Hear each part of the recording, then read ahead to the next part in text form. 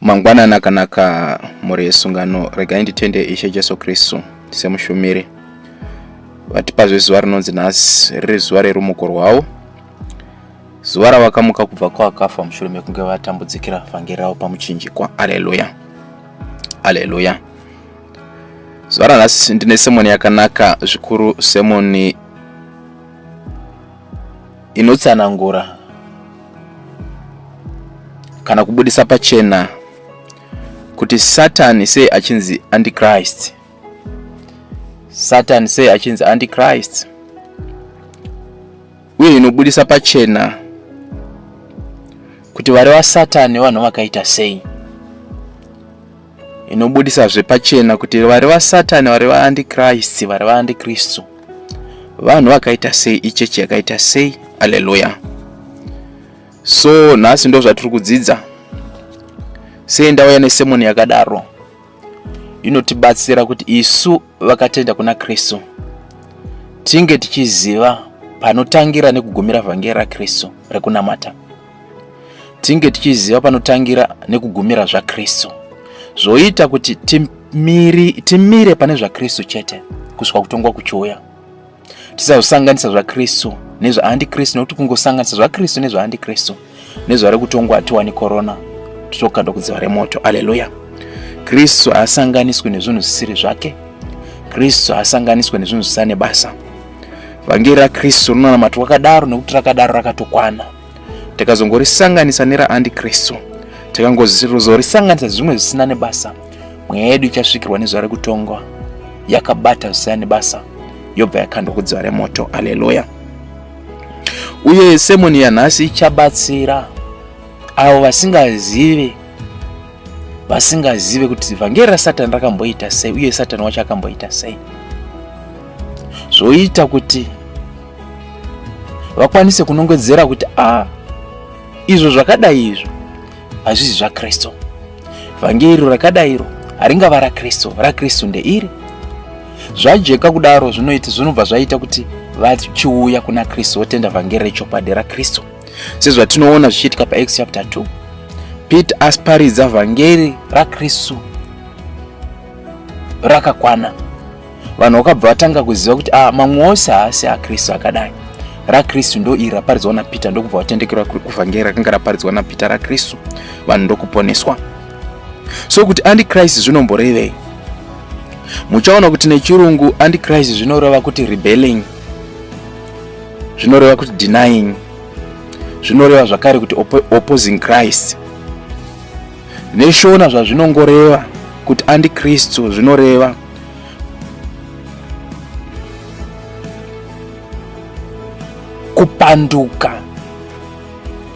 kupanduka kana kuva mhandukwa yaKristu, kupanduka kana kuva mhandukwa yaKristu, kuva muvengi waKristu, kuramba Kristu. Aleluya. Uye zvinoreva zvakare kuramba kuva pasi peauthority kana pasi peutongi hwaKristu, ndo chinongoreva kuti Antikristu.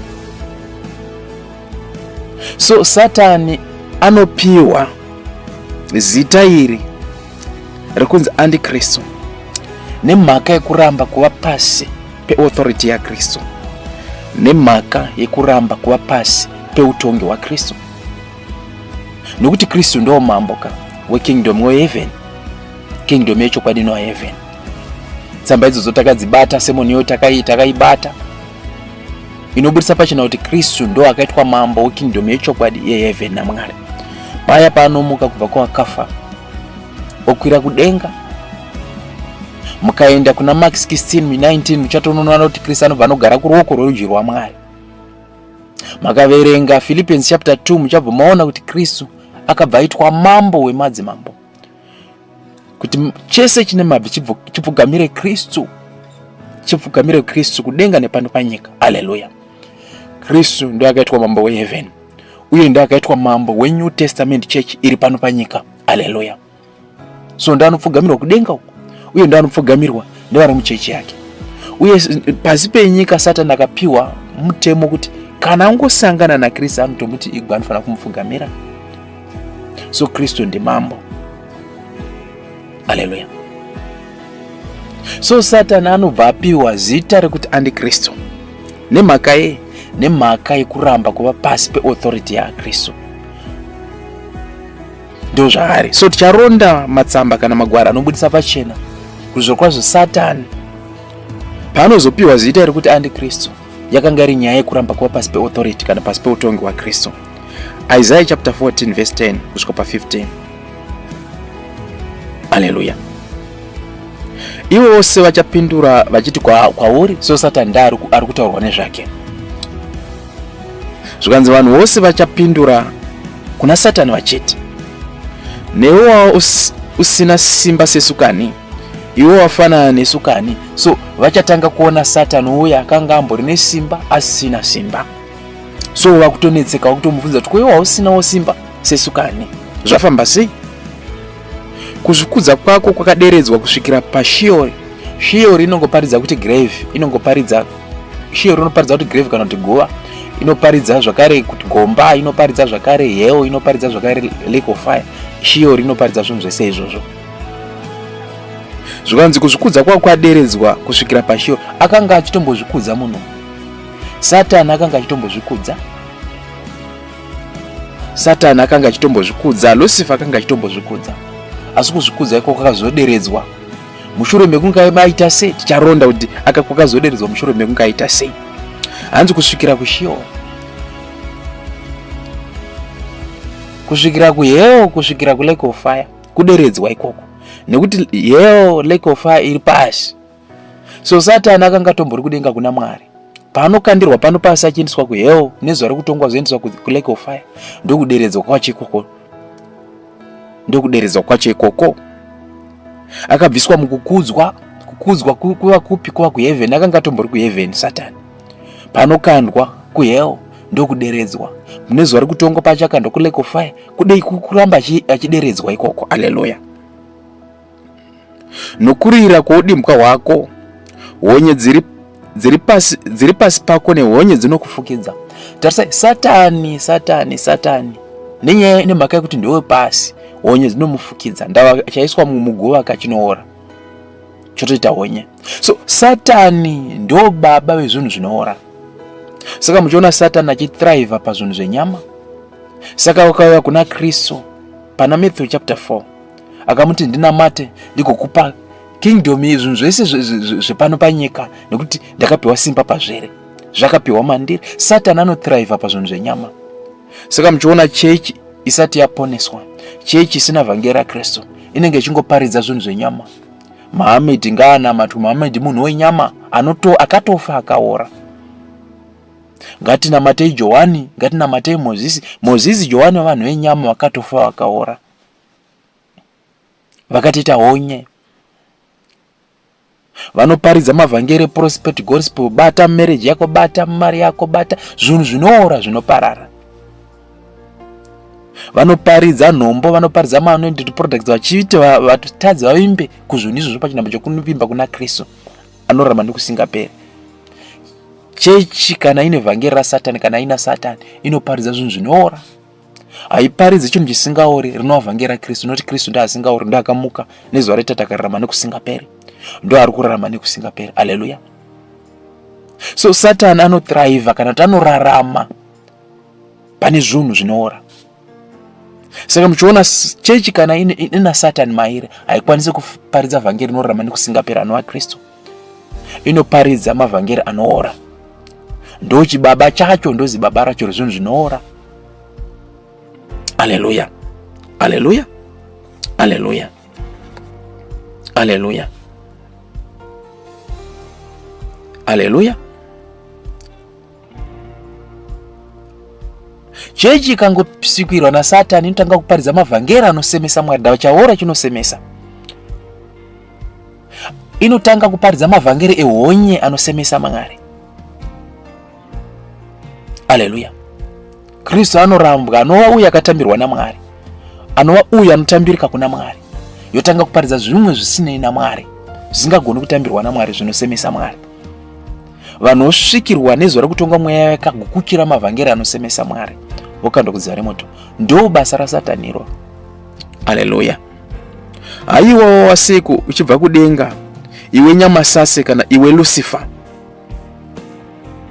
Nyamasase zvinongorwa kuti Lucifer. So akanga atombori kudenga muno, akanga atombori kuheaven, akadonedzwa kubva kuheaven akakandwa kuhell. Lucifer ndo pa akanga achinzi Lucifer, ndo paanozotanga kunzi Satan, ndo paanozotanga kunzi Antichrist. Angodonedzwa kubva kuheaven ndo paakatanga kunzi Satan kana kuti Antichrist, asati akanga ari Lucifer. Haleluya. Iwe mwanakomana wamabakwedza, wakandwa seiko pasi? Iwe wekuwisira marudzi pasi. Ndo nature ya Antichrist, ndo basa ra Antichrist, ndere kuwisira marudzi pasi. Marudzi chi? VaJudha, vaHedheni. Ndava pano panyika tine marudzi maviri, rudzi rwaShemu, rudzi rwemaJudha, nerudzi rwaHedheni rwaHamu naJafeti. Haleluya, haleluya, haleluya, haleluya. So akakandirwa pano pasi, ndiye muwisiri wendudzi dzose, wenyika dzose, wevanhu vose, wendimi dzose. Anowisira vanhu pasi. Akatiwisira pasi papi? Pana Genesis chapter 3. Pana Genesis chapter 2 Mwari vataura zvakanaka kuna Adamu wakanga waumba neguruva revhu. Mimwe michero yese ungadya kusanganisa nemuchero womuti woupenyu, asi muchero womuti wokuziva zvakanaka nezvakaipa kana muchero womuti werufu usadya. Pana Genesis chapter 3 takuona Satani akuya akabata muchero wakarambidzwa naMwari, muchero womuti werufu, ndokunyengera Eva naAdamu kuti vadye. Eva naAdamu vangodya. Isu nenyaya yekuti takanga tiri muchiuno chaAdamu, isu nenyaya yekuti takanga tiri Eva, takabva taparara mweya yedu. Tese ndokubva tawisirwa pasi, ndokuva vatadzi pamberi paMwari. Tose ndokubva taurawo mweya yedu, nokuti Mwari akanga aprofita pana Genesis chapter 2 ukungodya chete uchafa. So Adamu paanongoutambira, Eva paanongoutambira, vakabva vafa pamweya. Isu nenyaya yekuti takanga tiri muchiuno chaAdamu, takabva tafa pamweya. So chechi yakabva yafa pamweya. Yakanga yawisirwa pasi nani? Yakanga yawisirwa pasi na Satani. Iya nyoka ndo Satani. Pana Genesis chapter 3 kubva paverse 1 kusvika paverse 7. Haleluya. Ndo pakawisirwa marudzi ose pasi na Satani. Nokuti rudzi rwaShemu runobuda muna Adamu panyama, rudzi rwaHamu naJafeti runobuda muna Adamu panyama. Zvichireva kuti vaJudha navaHedheni tose panyama takabuda muna Adamu. Adamu ndozi baba redu repanyama. So Adamu paanowisirwa pasi, vaJudha navaHedheni vakanga vari muchiuno chaAdamu vakabva vawisirwa pasi. Pasi rese ndokubva rawisirwa pasi. So ndo muwisiri wepasi kumarudzi. Ndoimba zvanzwisika. Haleluya. Iwe wakati mwoyo mako, ndichakwira kudenga, ndichakwiridza chigaro changu choushe kumusoro kwenyeredzi dzaMwari. Ndichagara pamusoro pegomo reungano, pamigumo yamativi okumusoro. Gomo reungano, gomo rinoparidza koro, gomo rinoparidza chechi. Chechi yaMwari, Mount Zion. So Lucifer ari kudenga wakabva ada kuisa chigaro chake, nekuti yakanga ari ngirozika hombe yaMwari, kusanganisira nedzimwe ngirozi mbiri, Gabriel naMikael. So ndo dzakanga dziri ngirozi 3 dzaMwari. Ndo akanga ari makerubhimi 3 makuru aMwari, vachitungamira dzimwe ngirozi dzese dzaMwari kudenga. Muchazvinzwisisa pamberi patiri kuenda kuti Lucifer akanga ari imwe yengirozi hombe dzaMwari. Lucifer uya ndokubva atora chigaro chake, ndokubva ada kuchenzanisa naMwari pakuendawo pamusoro pechechi, pamusoro pegomo, gomo rekuunganira. Chechi yeNew Testament inofanira kunge ichiunganira mweya yevatadzi, ndokubva aisa chigaro chake pamusoro. Izvo parisa chigaro chake pamusoro akuda kudisplace Mwari kana Kristu, nekuti Kristu ndo Mwari, kuti achirega kuva musoro wechechi, nekuti Kristu kando musoro wechechi. Colossians chapter 1 Kristu ndo musoro wechechi, ndo baba wechechi. Kuna Ephesians chapter 5 Kristu ndo musoro wechechi, ndo murume wechechi. Iye akabva ada kuzoitawo musoro wechechi, akabva ada kuzoitawo murume wechechi. Ndokuda kudisplace ani? Kristu. Kutopanduka ikoko. Kristu ndo Mwari, ndo musoro wechechi. Ndo anofanira kunge achinzi muchechi igwe achinamatwa, achipfugamirwa. Satani ndokuda kubvisa Kristu, kwada kuzviita murume wechechi, muridzi wechechi. Kupanduka ikoko ndo panobuda uAntichrist waSatani. Ndo paanongopandukira chete, paanongoda chete kupandukira Kristu saMwari, kuti iye achive Satani anonamatwa, Lucifer achiva iye anonamatwa, ndo panobuda uandikristu, nekuti kupanduka kwa uandi. Haleluya. Paanongoda kuita izvo, ndo paanongoita izvozvo chete kuti chigaro chake chive pamusoro pechechi, avewo Mwari, ave iye anonamatwa. Mwari wechokwadi anova Kristu obviswa. Satani akanga atopandukira Kristu, ndo pakabuda uandikristu wacho, ndo pakabuda usatani wacho kana uandikristu wacho. Haleluya, haleluya. Ndichakwira kumusoro kwa makore, ndichazvienzanisa nokumusoro-soro uyo. Kristu ndo zibaba rechechi, Kristu ndo muridzi wechechi. Satani akati ndotoenzanawo naKristu, ndotoitawo zibaba rechechi, ndotoitawo murume wechechi, ndotoitawo musoro wechechi, ndova ini ndinonamatwa ndopfugamirwa. Atopandukira muridzi wechechi anova Kristu, ndo pakabuda uandikristu wacho. Kunyange zvakadaro uchaderedzwa kusvikira paSheol, kusvikira pakadzika pegomba. Aita izvozvo ndo paanozokandwa pano pasi oendeswa kuHell, kuSheol. Nemhaka akanga apandukira muridzi wechechi, akanga apandukira Mwari wemasimba ose. Zvikanzi kuna uchatenderwa kugara kuheaven. Ndakuno kuheaven kuna mambo mumwe chete. Ndawa kingdom haiti madzimambo maviri, inoita mambo mumwe chete, inoita chigaro chimwe chete chamambo. Kristu ndo mambo weheaven. Izvo ndataura matsamba, ndataura kumashure. Kristu ndo mambo weheaven.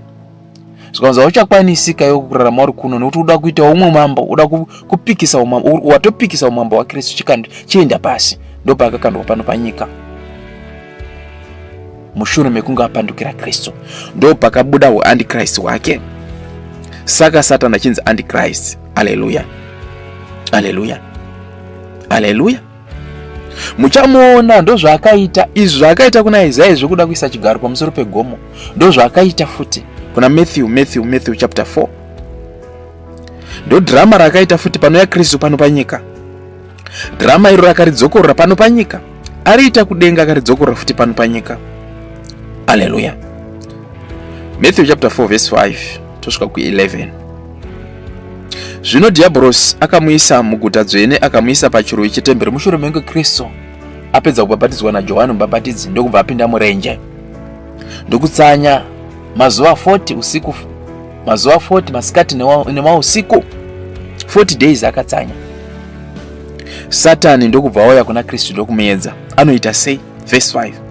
Zvino Diabolos akamuisa muguta dzvene, akamuisa pachiruwi chetemberi. Satani ndokutora Kristu ndokumisa pamusoro petemberi. Temberi ati ndeya Kristu, sizvatambotaura. Chechi ka ndeya Kristu, temberi ichechi. Kristu ndo musoro wechechi, ndo muridzi wechechi. Satani akabva aenda pamusoro petemberi ipapo naKristu. Akaita sei? Akati kwaari, kana uri mwanakomana waMwari uzviwisire pasi, nokuti kwakanyorwa kuchinzi iye ucharayira vatumwa vake pamusoro pako. Pamaoko avo vachakusimudza kuti urege kugumbusa rutsoka rwako pabwe. Zvikanzi weKristu chizvidonhedzera pasi, chibva pamusoro petemberi uzvidonhedzere pasi. Uchaona kuti pasi hausviki uchinorovera, nenyaya yekuti kwakanyorwa kuchinzi ngirozi dzichakutakura. Usati wanosvika unorovera pasi, ngirozi dzinenge dzakutakura. Izvo triki ruda kusiyanisa Satani ndekuti Kristu akangobva pamusoro petemberi achienda pasi, Satani ndo atosara pamusoro pechechi. Kristu anenge apasi, ari mumhepo achienda pasi kunodonhera pasi, Satani anosara akati zete pamusoro petemberi, pamusoro pechechi. Zvino Satani ndo aibva asara aMwari, ava murume wechechi, ava muridzi wechechi. Ndo drama raida kuitwa naSatani. Kristu akazvibvuma here? Verse 7. Jesu akati kwaari, kwakanyorwawo usaedza Ishe wako. Kristu akati hazviiti nekuti kwakanyorwa kunzi usaedza mambo wako, usaedza ini Ishe wako. Kristu akairamba nyaya iyo, nemhaka yakainzwisa kuti kungozviteedzera chete.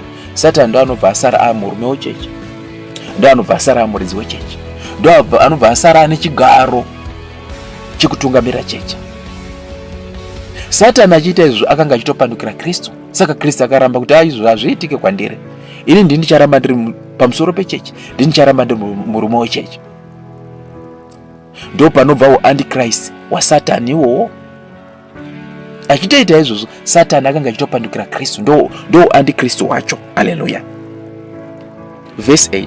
Diabolos akamisazve pagomo refu, akamuratidza ushe hwose hwenyika nokubwinya kwawo.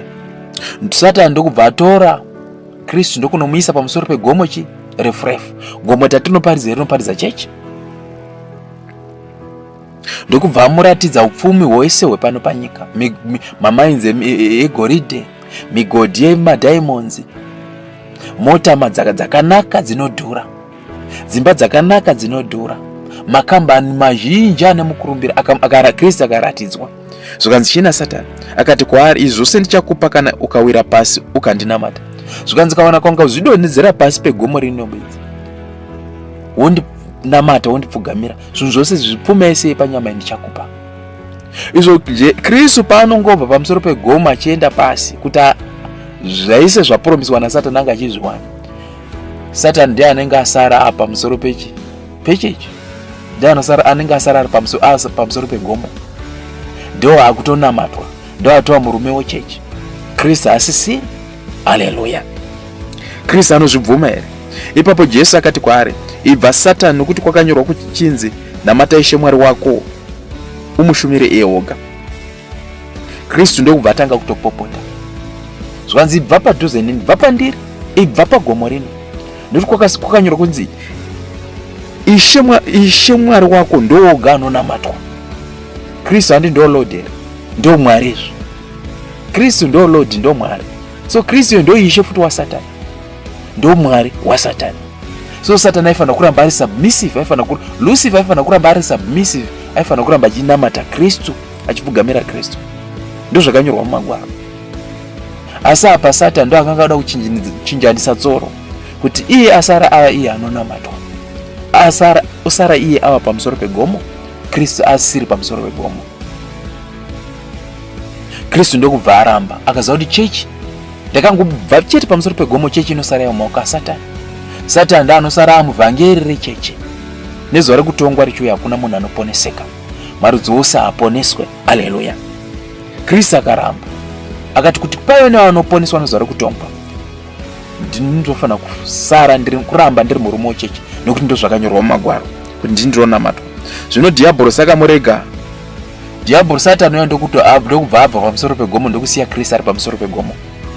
Izvo drama iri richiitika kuti Satani akabva abva pamusoro pegomo ndokusiya Kristu ari pamusoro pegomo, raiparidza kuti Kristu ndo akabva asara ari murume wechechi, ndo akabva asara ari mambo wechechi, ari Mwari wechechi, akabva asara ari musoro wechechi, ndo akabva asara riri vhangeri rechechi. Satani panobva pamusoro pegomo achienda, zvaiparidza kuti chechi Satani akabva abviswa muchechi yaKristu, muNew Testament Church. Muchechi yaKristu Satani haana nzvimbo. Hamuna vhangeri raSatani kana raAntikristu rinotenderwa kuva muchechi kana rinotenderwa kuparidzwa. Chechi yakabva yabviswa mharidzo dzose dzaAntikristu, chese chine chekuita nezvinhu zvenyama zvenyika ino hachitenderwi kuparidzwa muchechi. Pfuma yese yakataridzwa Kristu naSatani, Kristu akairamba. Iyoyo pfuma yaSatani iyoyo, zvinhu zvinooraka izvo zvataurwa kuna Isaiah 14, haitenderwi kuparidzwa muchechi ichinzi vhangeri. Kungoparidza zvinhu izvozvo sezvinoitwa kumachechi eprosperity, bata mota yako, bata imba yako, bata mamainzi ako, bata basa rako, Satani anenge atounzwa pamusoro pegomo. Satani ndo anenge atova mambo, atova kumusoro wechechi, ndo anenge atopfugamirwa kutonamatwa. Muchechi hamuparidzwe izvo.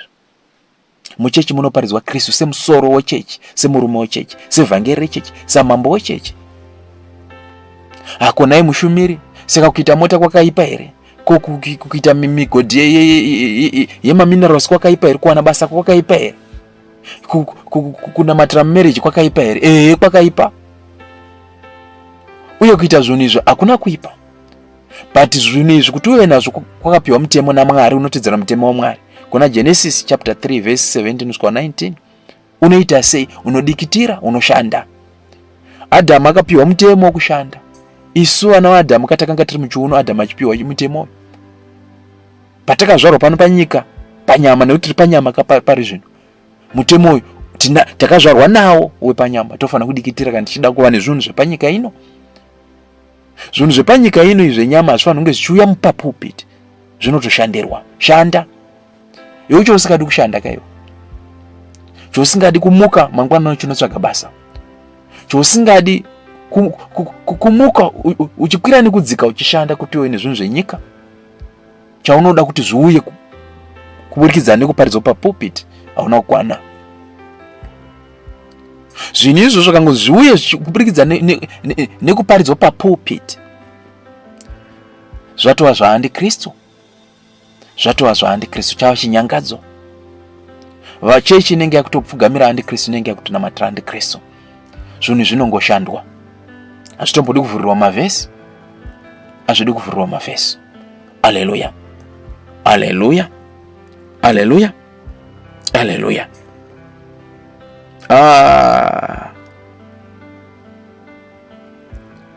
Jesu nevadzidzi vake vanzi vabhadhara mutero. Jesu haana kuvhura mavhesi, haana kumira papulpit akavhura mavhesi akati Pita chovapa mari yemutero. Akatuma wana Pita kunoredza hove, kuti vawane mari yekubhadhara mutero kuhurumende yevaroma. Haana kuvhura mavhesi, haana kuita madeclarations nemademand, haana kuvhura mavhesi, haana kumira papulpit. Vana Pita vakatonoshanda vakaredza hove. Aleluya. Ima muri kushanda muchiti muri chechi ya Kristu, kuse muchipikisana na baba wenyu, hamusi va Kristu, ndio zvinopupura kuti muri wa Satani. Aleluya, aleluya, aleluya. So chechi ya Kristu hainei nechekuita nemaridzo dza andikristu, hainei nechekuita nemaridzo dzezvinoora, nekuti zvinoora zvakapiwa maoko aandikristu. Satani ndo ane simba pazvinhu izvozvo. Aleluya. Chechi ya Kristu inoparidza Kristu chete. So kuna Matthew 4 taona kuti Satani aitombozama kupikisa Kristu, akazama kupikisa Kristu kuti asara ave kuti Satani asara ari musoro kana murume wechechi, ari mambo wechechi. Ndo panobvawo antichrist wacho. Kristu achiti ndini musoro wechechi, ndini murume wechechi, ndini mambo wechechi. Satani akuti zviwisire pasi, ibva pamusoro petemberi, ibva pamusoro pegomo. Ndo upandukwa wacho iwowo, ndo umandukwa wacho, ndo andikristu wacho iwowo. Saka Satani achinzi andikristu. Hazvina kugumira ipapo.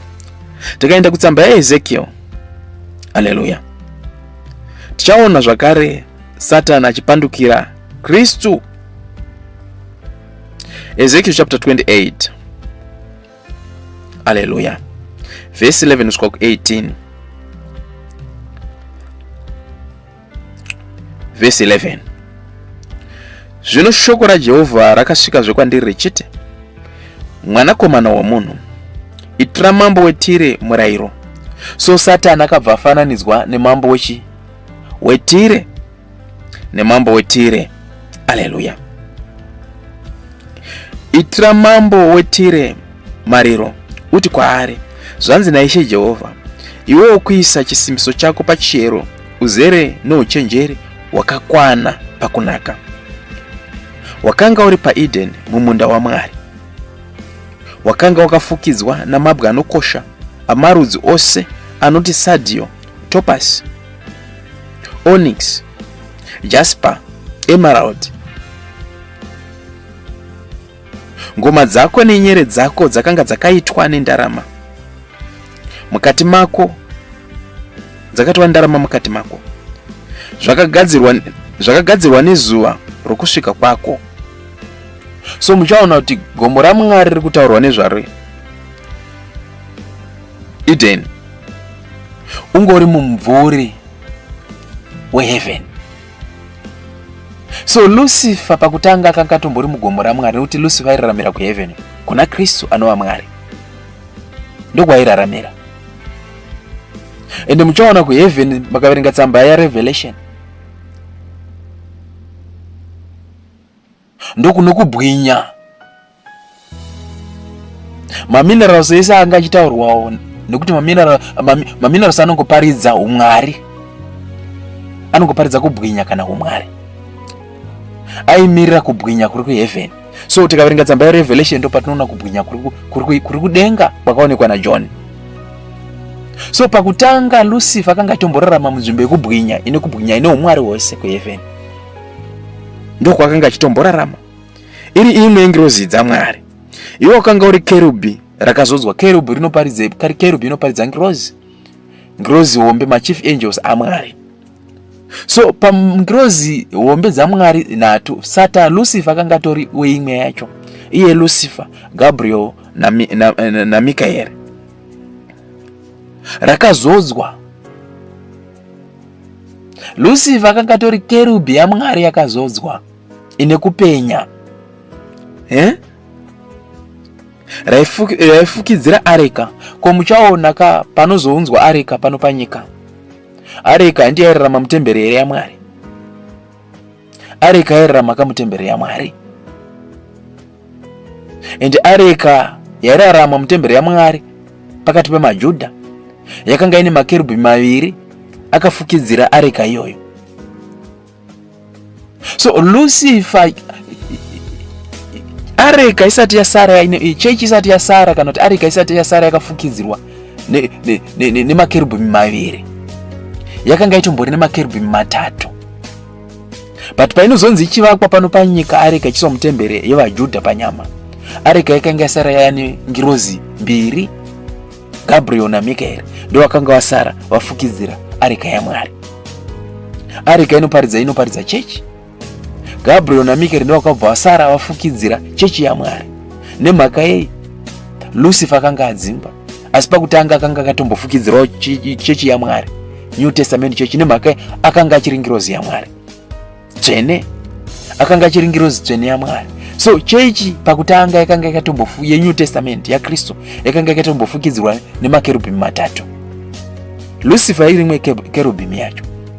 But panopandukira Kristo anova Mwari, Lucifer akabva abviswa muchechi.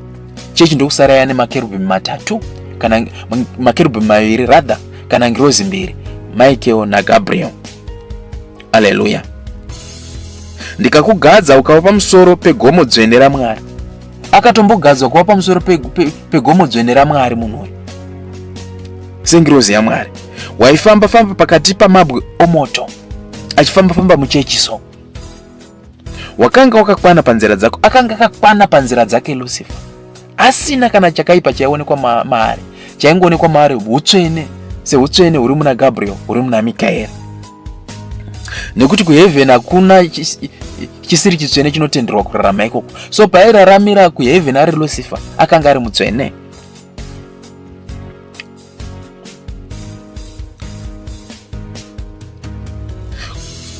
Wakanga wakakwana panzira dzako kubva pazuva rokusikwa kwako kusvikira kusarurama kwakawanikwa mukati mako.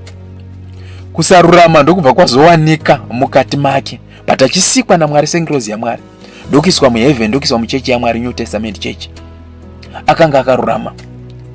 Asi nerimwe zuva kusarurama kwakubva kwapinda maari Lucifer. Nokuwanda kwekushambadzira kwako vakazadza mukati mako nokuita nesimba. Nyaya yekushambadzira kandi yekutengesa kutenga nekutengesa kuti munhu awane mari. Lucifer ndo zvakaita kuti kuipa kuzopinda maari. Aida zvinhu zvenyika, aida zvinhu zvenyama, aida mari.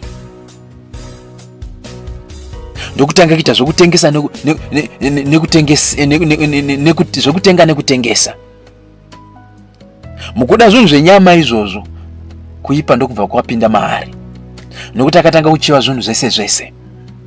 Chechi ikatanga kugoda zvinhu zvenyama, kuparidza zvinhu zvenyama, kuipa kwatova mairi. Ichatanga kuchiva zvose. Dai ndava nemota, dai ndava nemari, dai ndarorwa mukadzi akanaka, dai ndarorwa nemurume ane mari, dai ndazoda iso, zvangova zvinhu chechi yangu yakungoita zvinhu zvenyama chete. Kristu otomukanganwa, zvakaipa zvatopinda mavari. Ndava Kristu kana angokanganikwa papulpit, chakaipa chatopinda muchechi. Haleluya.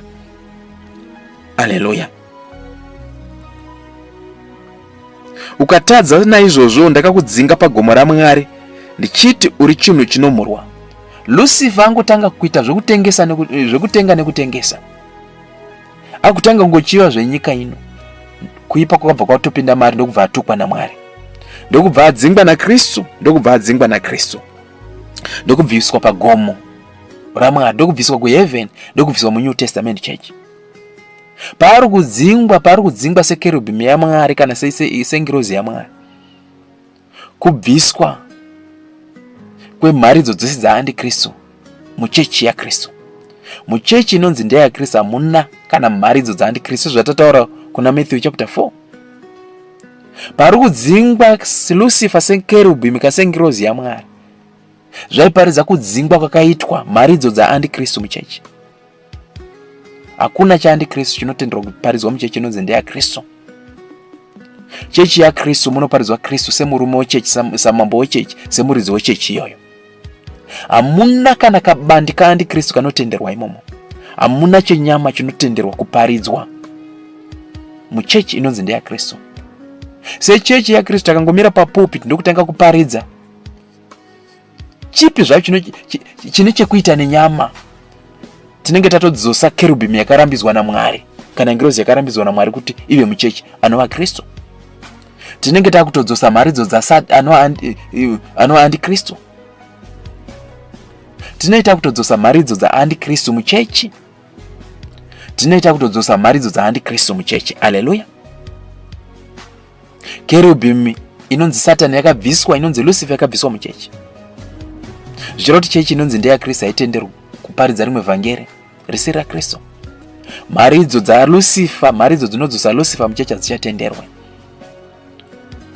Mharidzo dzinotenderwa imo ndozvinoita kuti Kristu aramba ari musoro kana mambo wechechi kana vhangeri rechechi. Kristu chetu ndo anofanira achinamatwa. Haleluya. Haleluya. Ndakakudzinga pagomo raMwari ndichiti uri chinhu chinomurwa. Ndikakuparadza iwe kerubhimi raifukidzira areka, ndikakubvisa pakati pamabwe omoto. Lucifer ndokubva abviswa sekerubhimi raifukidzira areka. Paanongobviswa kwakabva kwasara pareka papo pasara pane makerubhimi maviri, Michael naGabriel.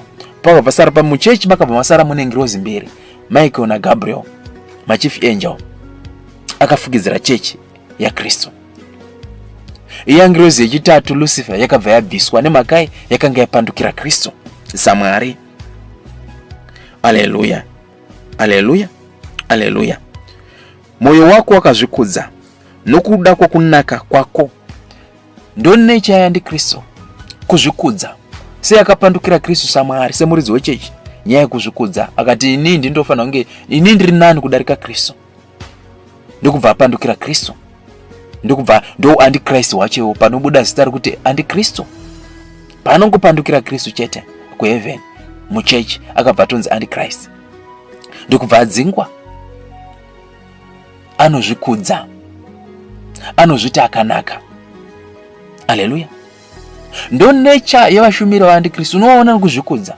Ukangona mushumira kuzvikudza atobatwa nemweya wababa wake womudhara wake Satani. Satani paanongozvikudza akabva atopikisana naKristu. Ukangona mushumira kuzvikudza, ini ndakapenga, anointing yangu yakapenga, ukatepa kwa anointing yangu zvako zvaita, kuzvikudza ikoko. Mushumiri atopikisa Kristu. Nokuti akapenga panyaya anointing ndiKristu, nokuti Kristu ndo anointing yacho. Antikristu ndo the anointed one waMwari. Kana mushumira angoti nini ndakaanoindwa ko Kristu man. Watinoziva akanoindwa naMwari, akazodzwa naMwari, akaitwa mambo wekingdom yaMwari ndi Kristu. Ukangona mushumira kuzvikudza, ini munamato wangu wakapenga, ane munamato wakapenga ndi Kristu. Haleluya.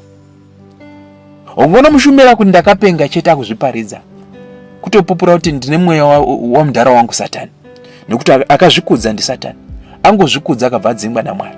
Mushumiri anenge asiri pamberi paKristu, anenge asiri padyo naKristu, Kristu anobva atomudzinga. So uyu wa Satani apa ndo mushumiri womune makaunganira muchiti munhu waMwari. Nezuva rekutongo muchakanda kudziva remoto wanemimi. Wese mushumiri anongozvikudza, kuzvikudza iko kubve kuna Kristu, kunobva kuna Satani. Satani ndo akazvikudza, ndokubva atopandukira Kristu, ndokubva adzingwa naKristu. Saka nzwa kugara muchechi mangu. Haleluya. Vana Peter vakazvikudza papi? Vana Paul vakazvikudza papi? Vana John, vana James vakazvikudza papi? Chatinoziva vachiita vaingoparidza Kristu, kuti iye Kristu chete ngaakudzwe, ngaanamatwe. Zvino mushumiri akamira papulpiti akuzvikudza, pachinhambo chokuti amire papulpiti achikudza Kristu, kuti Kristu ngaanamatwe. Vanhu vachanamata kamushumiri, Kristu achanamatwe. So mushumiri yoyi mandukwa ana achitopupura kuti ndiri mwana waandikristu, ndiri mwana waSatani, nekuti Satani ndo mudhara wangu akatanga kupandukira Kristu. Iniwo semwana waSatani ndakupandukirawo Kristu. Haleluya, haleluya. Wakaodza uchenjeri hwako nokuda kwokubwinya kwako. Ndakakuwisira pasi. Satani, Lucifer uyo ndokubva abviswa kudenga, ndokuisirwa pano pasi, ndokuiswa kuhell. Ndakakuisa pamberi pamadzimambo kuti vakuone. Nokuwanda kwezvakaipa zvako apandukira Kristu kuheaven. Lucifer akanga atoita zvakaipa, ndokubva akandwa pano panyika nemweya wezvakaipa wakanga uri maari, mweya wokupandukira Kristu, ndokubva akandwa pano panyika. Nokusarurama kwokushambadzira kwako wakamhura nzvimbo dzako tsvene, naizvozvo ndakabudisa moto mukati mako wakakupedza. Ndikakushandura ukava madota panyika pamberi pavose vanokuona. Zvakaipa zvangowanikwa maari akabva akandwa pano panyika, moto ndokubva wabudiswa muna Lucifer, ndokubva wamupisa. Saka nezuva rekutongwa achakandwa kudziva remoto. Saka muchiti makaenda kuna Revelation munoona Satani achibatwa achikandwa kudziva remoto. Haleluya, haleluya. Nemhaka yei akapandukira Kristu.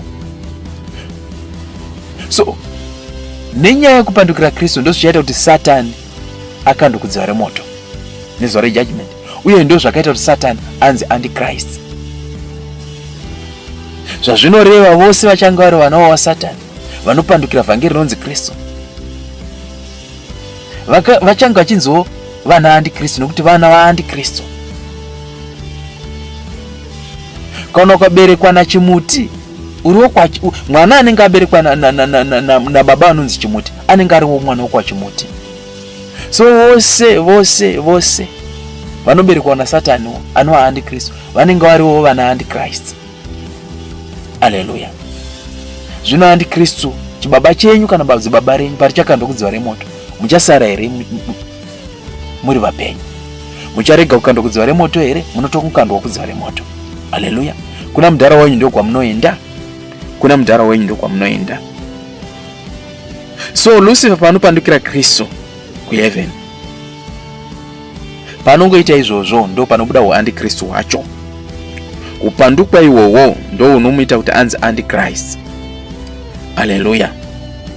Ndizvo here kuti Lucifer panodzingwa muchechi sekerubhi yaMwari kana sengirozi yaMwari, chechi yakabva yasara ine makerubhi maviri, sezvo pakutanga ikanga ine makerubhi matatu akanga akafukidzira areka.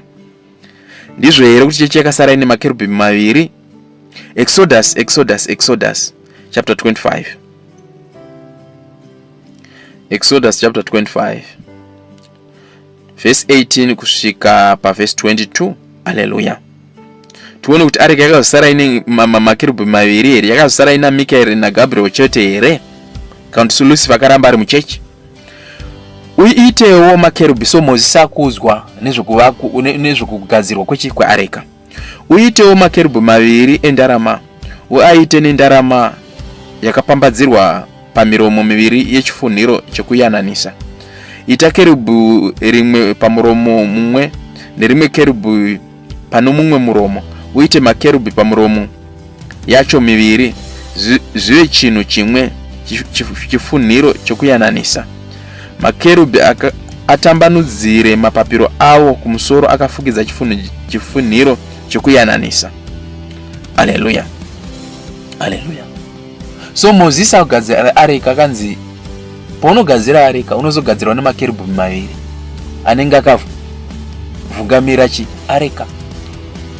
Ndo makerubhi ndo areka yakazorarama iri pakati pavaJudha, yakararama iri mutemberi yakavakwa naSolomoni yepanyama yemaJudha. Areka yakanga yakafukidzirwa nemakerubhi maviri makerubhi maviri amirira ngirozi hombe dzaMwari dzakanga dzasara, Gabriel naMikaeri. Nemakaye Lucifer akanga atokanduka pano panyika, akanga atobviswa muchechi. So zvabuda pachena zviro kwazvo kuti chechi iko zvino yasara nengirozi hombe mbiri dzaMwari, Gabriel naMikaeri. Lucifer akanga itombori ngirozi yaMwari, asapandukira Kristu anova Mwari, akabva abviswa muchechi. Kubviswa kwaanenge tuwa muchechi kwaiparidza kuti chechi yaKristu haisine nechekuita naLucifer, haisine nechekuita nemharidzo dzaSatani. Chese chino chekuita naSatani achadiwa muchechi yaKristu, achidiwa muchechi yaKristu. Satani akatobviswa nekuipa kwake muchechi, akandwa pano panyika nekuipa kwake. Kuipa kwa Satani hakuna kusara muchechi. Zvinhu zvaSatani neunhu hwaSatani nemharidzo dzaSatani nevhangeri raSatani harina kusara muchechi, zvakabviswa zvese. Haleluya. So chechi inonzi ndeyaKristu hainini chekuita naAntikristu. Haleluya, haleluya, haleluya. So Lucifer panongopandukira Kristu saMwari, ndio panobudawo Antikristu wacho. Haleluya. Saka akanzi Antichrist zvinoreva kupandukira Kristu, kuramba kuva pasi peauthority yaKristu. Haleluya. Tikaenda kutsamba yaRevelation chapter 12 verse 1-13 tinoona zvakare Satani achiramba kuva pasi peauthority yaKristu, achipandukira Kristu. Zvino kudenga kwakaonekwa chiratidzo chikuru ichi.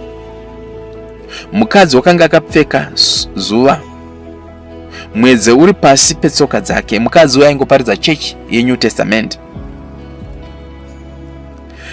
Napamusoro wake korona ine nyeredzi dzine 12. Iye wakanga ane mimba, akadanidzira pakupona kwake. So chechi yakanga ine mimba. Mimba iyi ndeyani? Ndi Kristu. Ndo Kristu ndo mwana akazvarwa nechechi sedangwe raMwari. Kupona kuri kuita mukadzi uyu muchinjikwa, ndapanoponiwa panochitwa marwadzo, panoita marwadzo. So chechi yakapinda pamarwadzo ekuzvara Kristu pamuchinjikwa.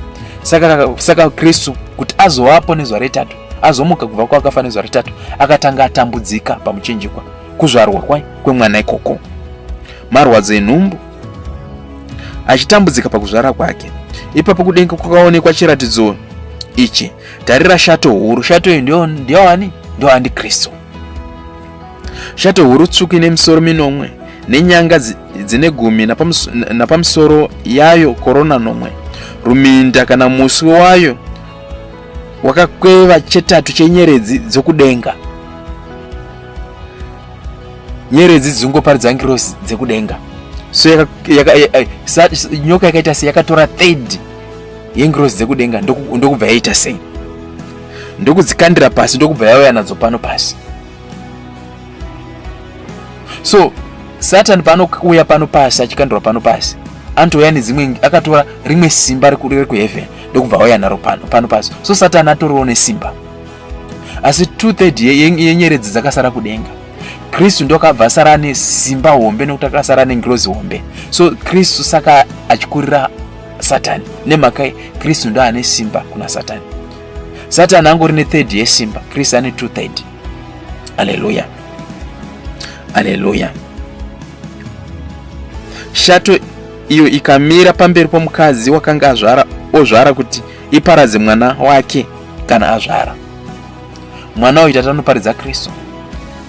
Kristu akuzvarwa muchechi. Satani kana nyoka ikamirira kuda kudya mwana, ndo basa raAntikristu. So nyoka ida kudya imwana, kutopandukirwa kwemwana anonzi Kristu naSatani, kutopanduka kwakauchitoita nyoka ikoko. Pachinambo chokuti nyoka yesubmissive kumwana azvarwa naKristu, iye aida kutomudya. Ndo nature yaAntikristu zvakaita chaizvo pana Genesis chapter 3. Muchero womuti woupenyu ndo unodyiwa.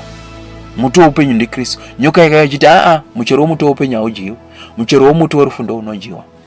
Basa raAntikristu raSatani ndere kupandukira Antikristu. Kristu achiti ndere kupandukira Kristu. Kristu achiti ndo musoro wechechi, ndo vhangeri rechechi. Yena anoti kune zvimwe zviri nani.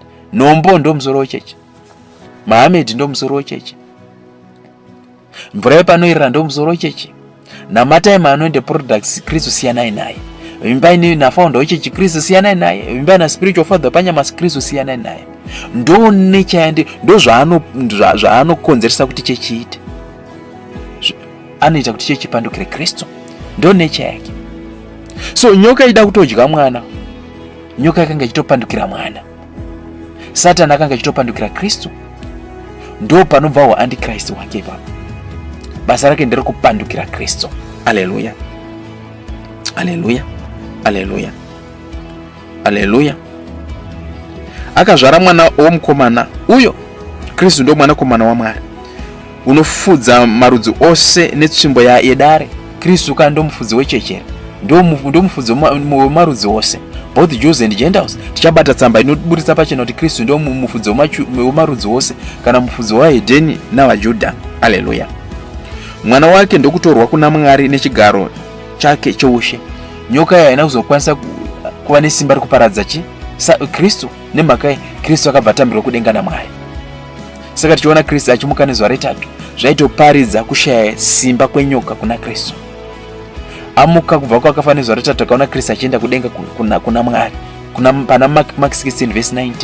Kristu ndokubva agadzikwa kuruoko rworudyi rwaMwari, ndokubva atambirwa naMwari. Se Kristu akaenda kuheaven, zvaireva kuti Satani ashaya simba naKristu. Nyoka yatadza kudya mwana.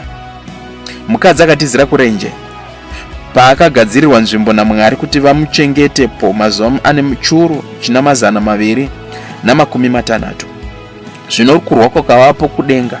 Mikaeri anova mumwe muingirozi hombe yaMwari navatumwa vake vakarwa neshato.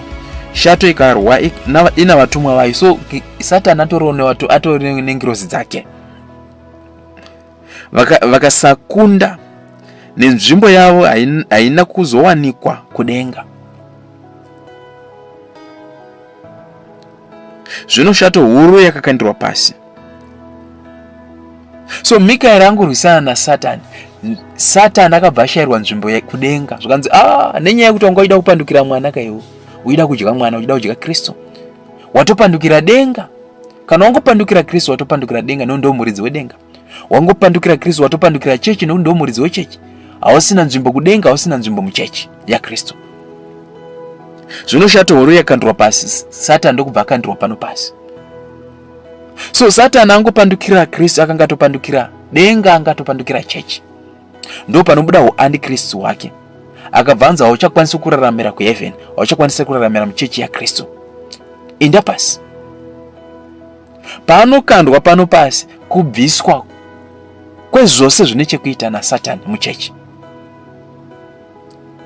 Chese chine chekuita naSatani muchechi achitenderwi muchechi inonzi ndeya Kristu azviite. Zvakabviswa zvose. So chechi ya Kristu haitenderwi kuva nechekuita kana kuva nemharidzo dzaSatani kusvika kutongwa kuchiuya. Ndo zvinoita kuti vari muchechi iwo vagoponeswa nezuva rekutongwa. Haleluya. Chechi ikangosanganisa Kristu nezvaSatani, chechi haisi yaKristu, iri kutopopora kuti vaSatani. Kristu haasanganiswe. Satani akadzingwa kuheaven, Satani akadzingwa muchechi yaKristu. Zvakanzi haatenderwe nekusingapera. Sei chechi yakuzora Satani? Sei chechi yakudaidza kerubhimi yakadzingwa naKristu kuti idzoke kerubhimi idzoke muchechi? Sei chechi yakuchachandura nemharidzo dzaSatani dzakadzingwa muchechi kuti dzidzoke muchechi? Chechi kuita izvozvo kutopopora kuti ndeyaSatani haisi yaKristu. Zvino shato huru yakandurwa pasi, iyo nyoka yekare inonzi Diabolos naSatani, munyengeri wenyika yose. Ndo nature yaSatani. Ndiye kunza mavhangeri anonyengera vatadzi kuti vanamate zvimwe zvisinei nekuponeswa kwemweya yevanhu. Voramba vhangeri rinoita kuti mweya yevanhu igoponeswa nezuva rejudgment, anova Kristu. Mharidzo dzaSatani dzinonyengera mweya yevanhu kuti mweya yevanhu ibve mukutenda kana kuva submissive kuna Kristu. Mweya yevanhu yotanga kutendeswa zvimwe zvisina nebasa. Vanhu vanonyengedzwa sokuti musanamata Kristu, musatenda Kristu, namatai Muhammad. Musanamata Kristu, tendai kunombo. Musava nechekuita naKristu, tendai kumvura dzepanoerera kana kumiteuro. Musavimba naKristu, vimbai nembiya, vimbai nemhiko, vimbai nemapakatwa.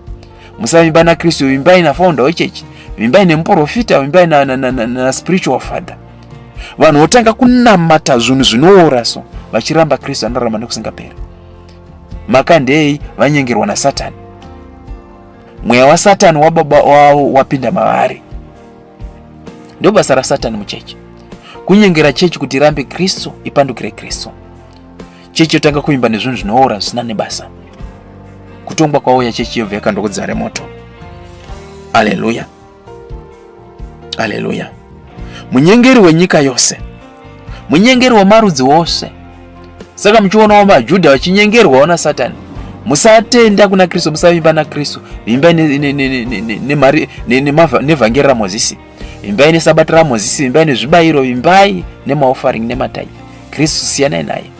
VaJudha vari kunyengerwa naSatani. Kuno kwaEdheni aiwa tichataurika.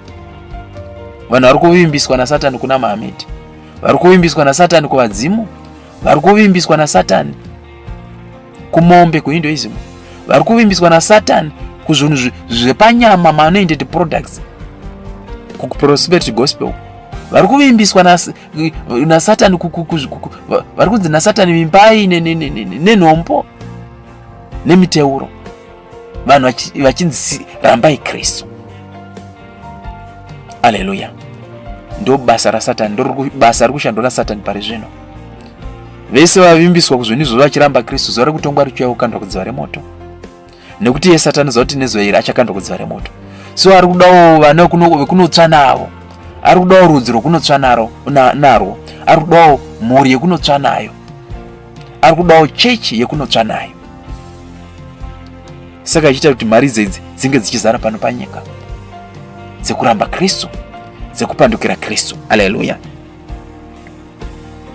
haleluya. Navatumwa vayo vakakandirwa pasi pamwe chete nayo. Ndikanzwa izwi guru kudenga richiti, zvino ruponeso rwasvika, nesimba noushe hwaMwari wedu noumambo hwaKristu wake, nokuti mupomeri wehama dzedu wakakandirwa pasi, wavakapomera pamberi paMwari wedu masikati nousiku. Ivo vakamukunda neropa regwayana uye neshoko rokupupura kwavo. Havana kuda vapenyu, havana kuda kupenyu hwavo kusvikira parufu. Saka farai kudenga nemi munogarako, mune nhamo yeminyika navanogara panyika negungwa, nokuti mweya wakaipa wakaburukira kwamuri, akatsamwa kwazvo, nokuti unoziva kuti uchine nguva duku. So Satani ndokubva akandirwa pano panyika kuti achitendeutsawo vake vanoramba Kristu, kuti nezuva rekutongwa raanozokandwa kudziva remoto, avewo nevake vaanokandwa nawo kudziva remoto. Ndo basa riri kushandwa naandikristu pari zvino. Haleluya, haleluya. Hama dzangu, kuti tisava vana vaandikristu, ngatirege kuva nechekuita naandikristu. Tisava vana vaLucifer vaSatani, ngatirege kuva nechekuita nemaridzo dzaSatani. Haleluya. Ngatirambe zvose zvinoita kuti tipandukire Kristu. Izvo zvoga ndo zvinoita kuti tirege kuva vana vaSatani. Kristu chete ngave iye watinoraramira muchechi, ngave iye watinoimba naye, watinopfugamira, watinonamata, ngave iye chete musoro wechechi kana murume wechechi kusvika kutongwa kuchiuya. Tangodaro tichamira nezuva rekutongwa tisiri vana vaSatani, tisiri vana vaandikristu. Haleluya. Tisiri chechi kana rudzi rwaandikristu. Haleluya. Ndizvo here kuti Kristu ndo mufudzi wemarudzi ose, ndo mufudzi wevaJudha navaEdheni. John chapter 10 verse 14 kusvika 16. Haleluya, haleluya. Ndini mufudzi wakanaka, ndinoziva makwai angu namakwai angu anondiziva ine. Baba sizvo vanondiziva naizvozvo neniwo ndinoziva Baba. Ndinorashira makwai angu upenyu hwangu. So Kristu ndaizofira vatadzi vake. Namamwe makwai ndinawo asati ari danga rino. Paitaura nyaya yemakwai anga ari pakati peJudha. So vaJudha rakanga ritori rimwe danga remakwai. Zvakanzi asi ndine rimwe danga nemamwe makwai asiri edanga rino. Vasiri vedanga iroro ndevapi? VaEdheni. Naiwo ndinofanira kuuya nawo, achanzwa izwi rangu ndichava boka rimwe nemufudzi mumwe. So Kristu aitozobuda kuvaJudha oenda kudanga ravaEdheni, unotora makwai ake vakanyorwa mubhuku reupenyu vechiEdheni, obatanidza vakanyorwa mubhuku reupenyu vechiJudha nevechiEdheni, rova danga rimwe chete kana chechi imwe chete, iye ova mufudzi wavo. So Kristu ndo akauya pano panyika kuti ave mufudzi wevaJudha vaizotenda kwaari, wamfudzi waEdeni vaizotenda kwavari. Tese tofudzwa naKristu semufudzi wedu tiri muchechi yake New Testament. Haleluya, haleluya. Ndio imba zonzwisika izvo. Haleluya. Sezvo ndambotaura kumashure, tichaona zvakare Satani achipandukira Kristu kutsamba yaGenesis. Haleluya. Genesis chapter 2. Tikatanga kuverenga Genesis chapter 2. Tuone kupandukira kunoita Satani Kristu. Genesis chapter 2 verse 8 kusvika pa 9 tozoenda verse 15 kusvika 17. Jehovha Mwari ndiye ndi Kristu. Jehovha Mwari akasima munda muEden kumabvazuva akaisapo munhu waakanga aumba ndokuisa Adamu imomo.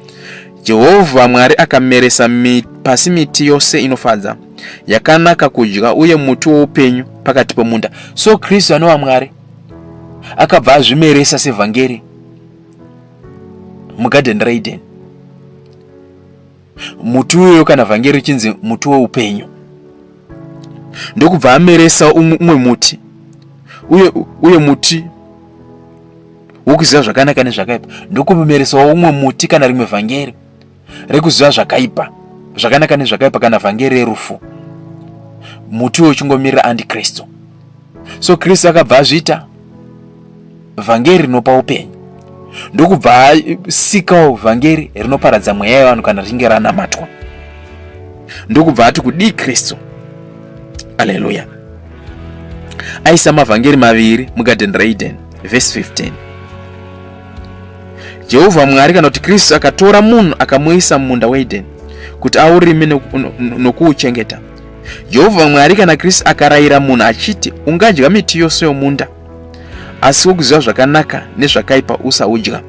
Zvakanzi weAdamu ungadya muti yose yomunda, muti woupenyu ungadya, but muti wokuziva zvakanaka nezvakaipa usadya, nekuti nomusi waunodya uchafa zvirokwazvo. So muti uyu waiuraya wokuziva zvakanaka nezvakaipa kana wadyiwa michero yawo. So muti uyu waiva muti werufu. Saka nemusi waunongodya muchero womuti werufu uchafa. So Adamu akanga asingatenderi kuzonamata kana kutambira vhangeri rinobva pana Satani. Haleluya. Kungoritambira kana kurinamata, kungodya muchero wakarambidzwa naMwari werufu, Adamu aibva afa. So muchero wakatenderwa kuna Adamu kuti anga achidya kana achitambira muchero woupenyu, muchero womuti woupenyu, ivhangeri reupenyu anova Kristu, nokuti Kristu ndo anopa upenyu. So Adamu achipiwa instruction, chechi yakanga ichitopiwa instruction naKristu. Ini chete ndinonamata, ndinotendwa kutambirwa nemweya yevatadzi sevhangeri rinopa upenyu saMwari. Chechi haitenderwi kunamata kana kuva submissive kuvhangeri rinoparadza mweya, vhangeri rinonzi Antikristu. Nekuti kungova submissive kuvhangeri iro, chechi ngoparidza mharidzo dzaSatani chete, chechi inobva yaurawa mweya yayo naSatani. Chechi yobva yakandokudza remoto nezuva rekutongwa. Haleluya, haleluya, haleluya, haleluya, haleluya, haleluya. Genesis 3 verse 1 kusvika ku verse 7. Zvino nyoka yakanga ina mano, Satani uya manje. Zvino nyoka yakanga ina mano kupfuura mhuka dzose dzesango dzakanga dzaitwa naJehovha Mwari. Ikati kumukadzi, naye ndizvo here kuti Mwari akati regai kudya miti yose yomunda?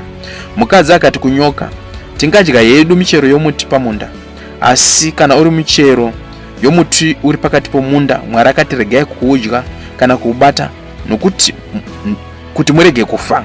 Nyoka ikati kumukadzi, hamungafi zvirokwazvo. Mwari apa instruction iri very clear kuna Genesis chapter 2. Muchero womuti woupenyu ndio unotenderwa kudyiwa newe Adamu. Pana Genesis chapter 3 takutoona nyoka yakuti muchero womuti woupenyu hausi unodyiwa. Muchero womuti werufu wakanzi naMwari usadyiwa unotodyiwa futi, ndio unodyiwa. Nyoka ndoko yakabata muchero womuti werufu kudaiso, wakarambidzwa naMwari kana naKristu kuna Genesis chapter 2. Satani achingoita, nyoka ichingoita izvo yakanga ichitopandukira Kristu. Kristu apa instruction kuti muchero womuti werufu haudyiwi. Satani akuuyawo achiti muchero womuti werufu unodyiwa. ndokupanduka kwa Satani ikoko ndo panobuda uantichrist wacho.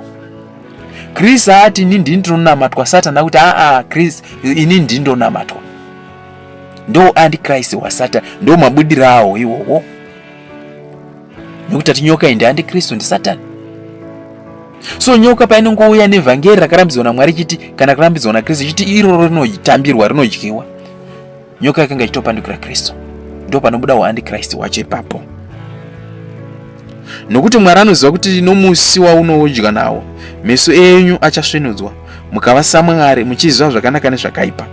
Zvino mukadzi akati achizviona kuti muti wakanaka kudyiwa uye kuti unofadza meso uye kuti muti unodikanwa kungwadza munhu, akatora michero yawo akadya, akapawo murume wake akadya nayewo. Ipapo meso avo ivo vaviri vakasvinudzwa kwaziva kuti havana kusimira.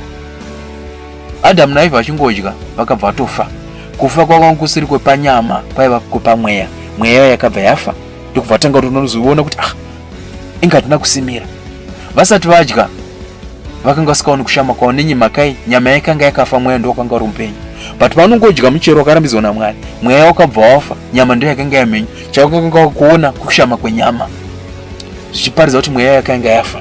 Kufa kwaitaurwa kwakanga kwaprofitwa naMwari pana Genesis chapter 2, kwaiva kufa kwemweya kwete kwenyama. Ndo basa raantichrist.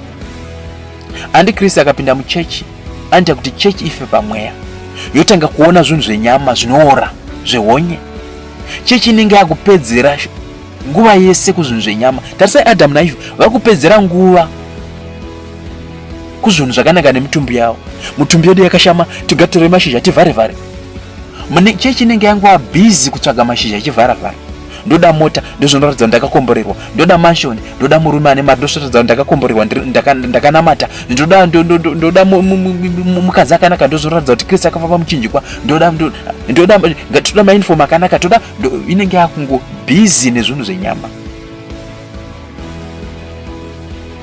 Ya busy kunamata founder wechechi, kunamata spiritual father wepanyama, inenge yanguva busy nezvinhu zvenyama chechi. Ichiramba Kristu, vhangeri remweya. Nemakai mweya wechechi wakafa, vanhu vari muchechi wakafa pamweya, vakaurawa mweya naantichrist. Kristu havamuoni nekuti Kristu mweya. Chechi haioni chinhu chemweya nekuti mweya wechechi wakafa. Chasara muchechi inyama. So chechi inenge yakungoona zvinhu zvenyama. So vhangeri renyama ndo rirangoparidzwa. Bata mota yako, bata chakazodai, tenga maanointed products, nhombo idzi unoshandisa zvinhu zvako zviite, usarondwa nemweya yemadzinza nemweya yemadhimoni. Chechi vatadza kuvimbiswa kuna Kristu. Ndo zvinoitika muchechi kana Satani akabata chechi. Chechi haioni Kristu, haioni zvemweya, inenge ichingoona zvinhu zvenyama. Haleluya. But chechi kana iri mhenyu pamweya, chechi ina Kristu, haidi kana kuona chenyama. Vhangeri rinonzi Kristu ndo richingoparidzwa imomo. Zvenyama hatidi kana kuzviona, zvenhombo, zvemuteuro, zvemaanointed products, zvenyama izvi hatidi kana kuzviona. Mari dzezvinhu zvinoora, woni takazomira papo tichiti bata mota yako. Kwaida mota enda noshanda. Bata mansion yako kana kwaida mansion enda noshanda. Ndo zvinoratidza tiri chechi menyu pamweya, tiri chechi ya Kristu. Ine vhangeri benyu, ine vhangeri remweya. Nguva dzese dzete tiri papo tichikoparidza Kristu, uyai kuna Kristu, Kristu ndo anonamatwa. Uyai kuna Kristu, Kristu ndo anopfugamirwa. Uyai kuna Kristu, Kristu ndo Ishe. Haleluya. Ndo zvinoitwa nechechi yakaponeswa. Chechi ina Kristu, isina zvaantichrist mairi. Haleluya. Haimi muri busy nemashizha kuvhara mutumbi. Haiwa, makabatwa na Satani kaimi. Mwenye yakatofa izvozvi. Haleluya. Nyama ndo yasara iri mhenyu. Chamakonze ndinacho kuona kuti nyama yangu yakavharwa wairi ine mashizha here. Ndapinda mota yakanaka here, mashizha. Ndagara mumashoni here, mashizha. Ndawana basa here, mashizha. Ndarurwa nemurume ane mari here, mashizha. Ndarurwa mukadzi akanaka here, mashizha. Uda kupinza mutumbi wako mashizha. Haleluya. Apa kutongwa kuchiuya, uri busy nemashizha. Muchaponiswa rino zari kutongwa, muchakanda kudzara moto zviro kwazvo. Haleluya. So ndo panobuda upandukwa wa Satani. Kristu ari kuti ndini muchero unodyiwa, Satani ari kuti ndini muchero unodyiwa. Nyoka ichita izvo yakanga ichitopandukira Kristu. ndo panobuda uantichrist wacho ipapo. Saka Satani achinzi antichrist. Haleluya. Zvino muchaona kuti Satani zvaari baba, zvaari murumewo, andozvara vana vake. Haleluya. Satani zvaari murumewo andozvara vana vake. Saka Kristu ari baba wechechi, Kristu andozvarawo vana vake. Tikaverenga John chapter 3 kubva paverse 1, muchaona kuti vanhu vanozvarwa pamweya sevana vaKristu. Tikaverenga John chapter 1 verse 12, muchaona kuti vanhu zvakare vanozvarwa pamweya sevana vaKristu. Regai tiverenge John chapter 1 verse 12. Mozoverengawo John chapter 3 kubva paverse 1. Inobudisa zvakare pachena kuti vanhu tozvarwa pamweya sevana vaKristu.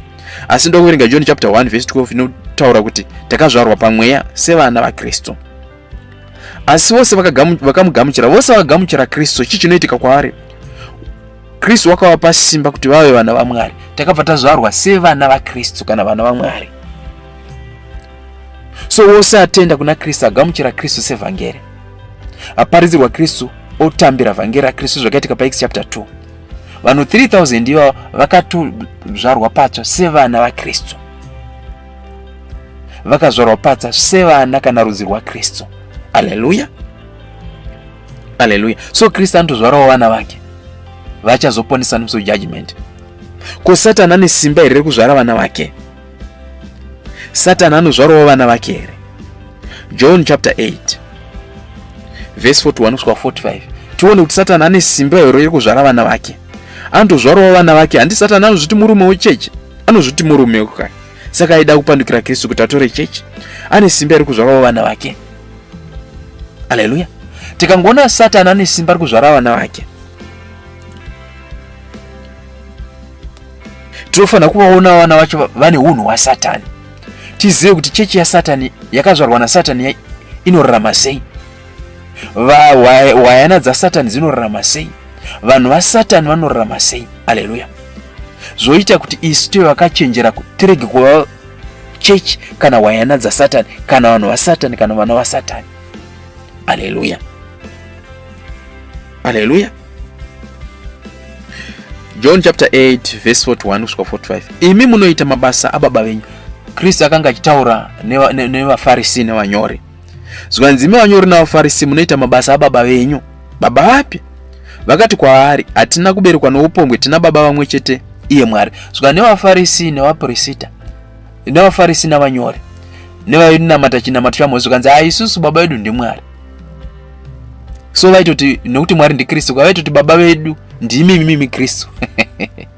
Ndo zvaitaura vanyori navaFarisi kuti baba vedu ndimi Kristu. Nokuti Kristu ndo Mwari. Jesu akati kwaari, dai Mwari aiva baba venyu, maindidaini. Zvikanzi naKristu, dai Mwari akanga ari baba venyu mevanyori navaFarisi, maindidaini. Nokuti Kristu aiziva ndo Mwari wacho.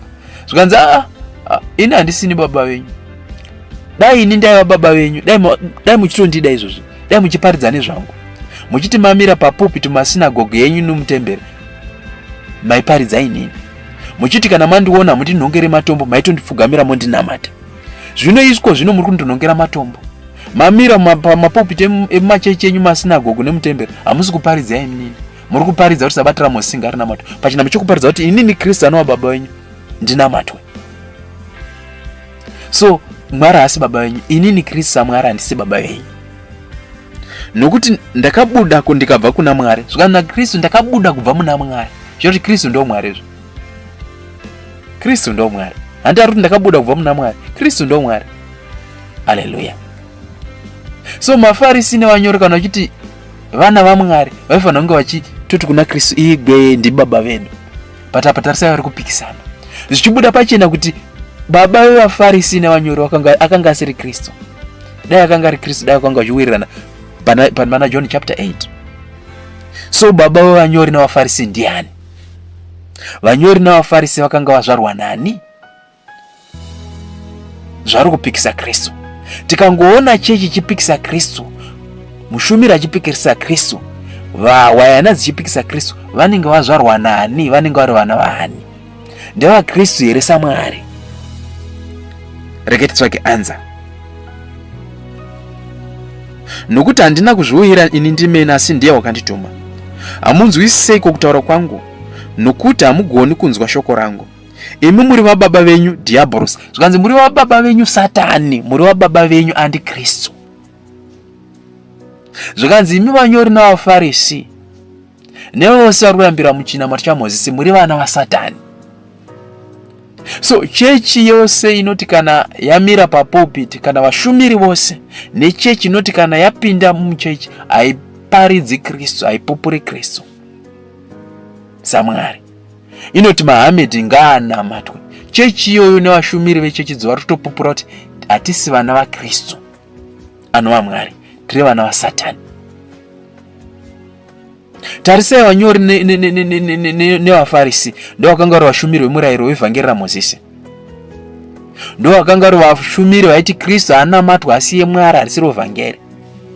Namata sabata raMozisi, itai zvematumba, itai zvemaofaring. Vachipikisana nevhangeri nonzi Kristu, vachipikisa vhangeri nonzi Kristu kuti Kristu ave iye anonamatwa. So vese vashumiri vanomira papulpit voparidza rimwe vhangeri risiri raKristu, risingaiti kuti vatadzi vange vachinamata Kristu.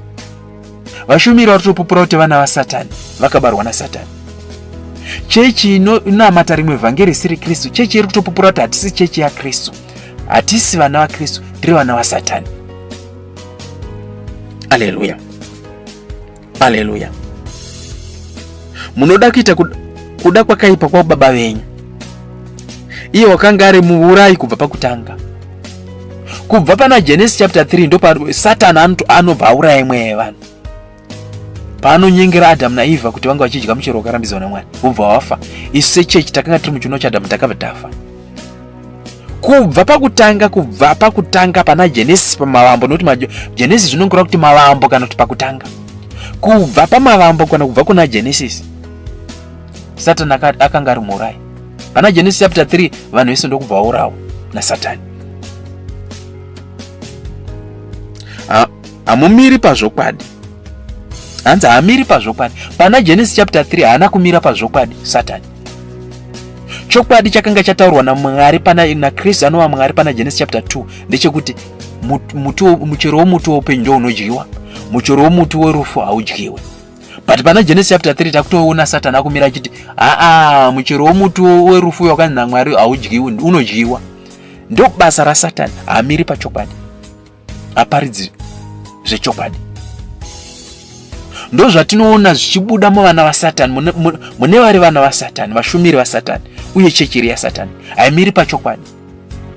Kristu riro vhangeri rechokwadi rinofanira richinamatwa. Vashumiri vaSatani, vana vaSatani, vanomira papulpit voti Kristu harisiro vhangeri rinonamatwa, Mahamedhi ndo anonamatwa. Inhema idzi vafana mudhara wavo akanyepa pana Genesis chapter 3.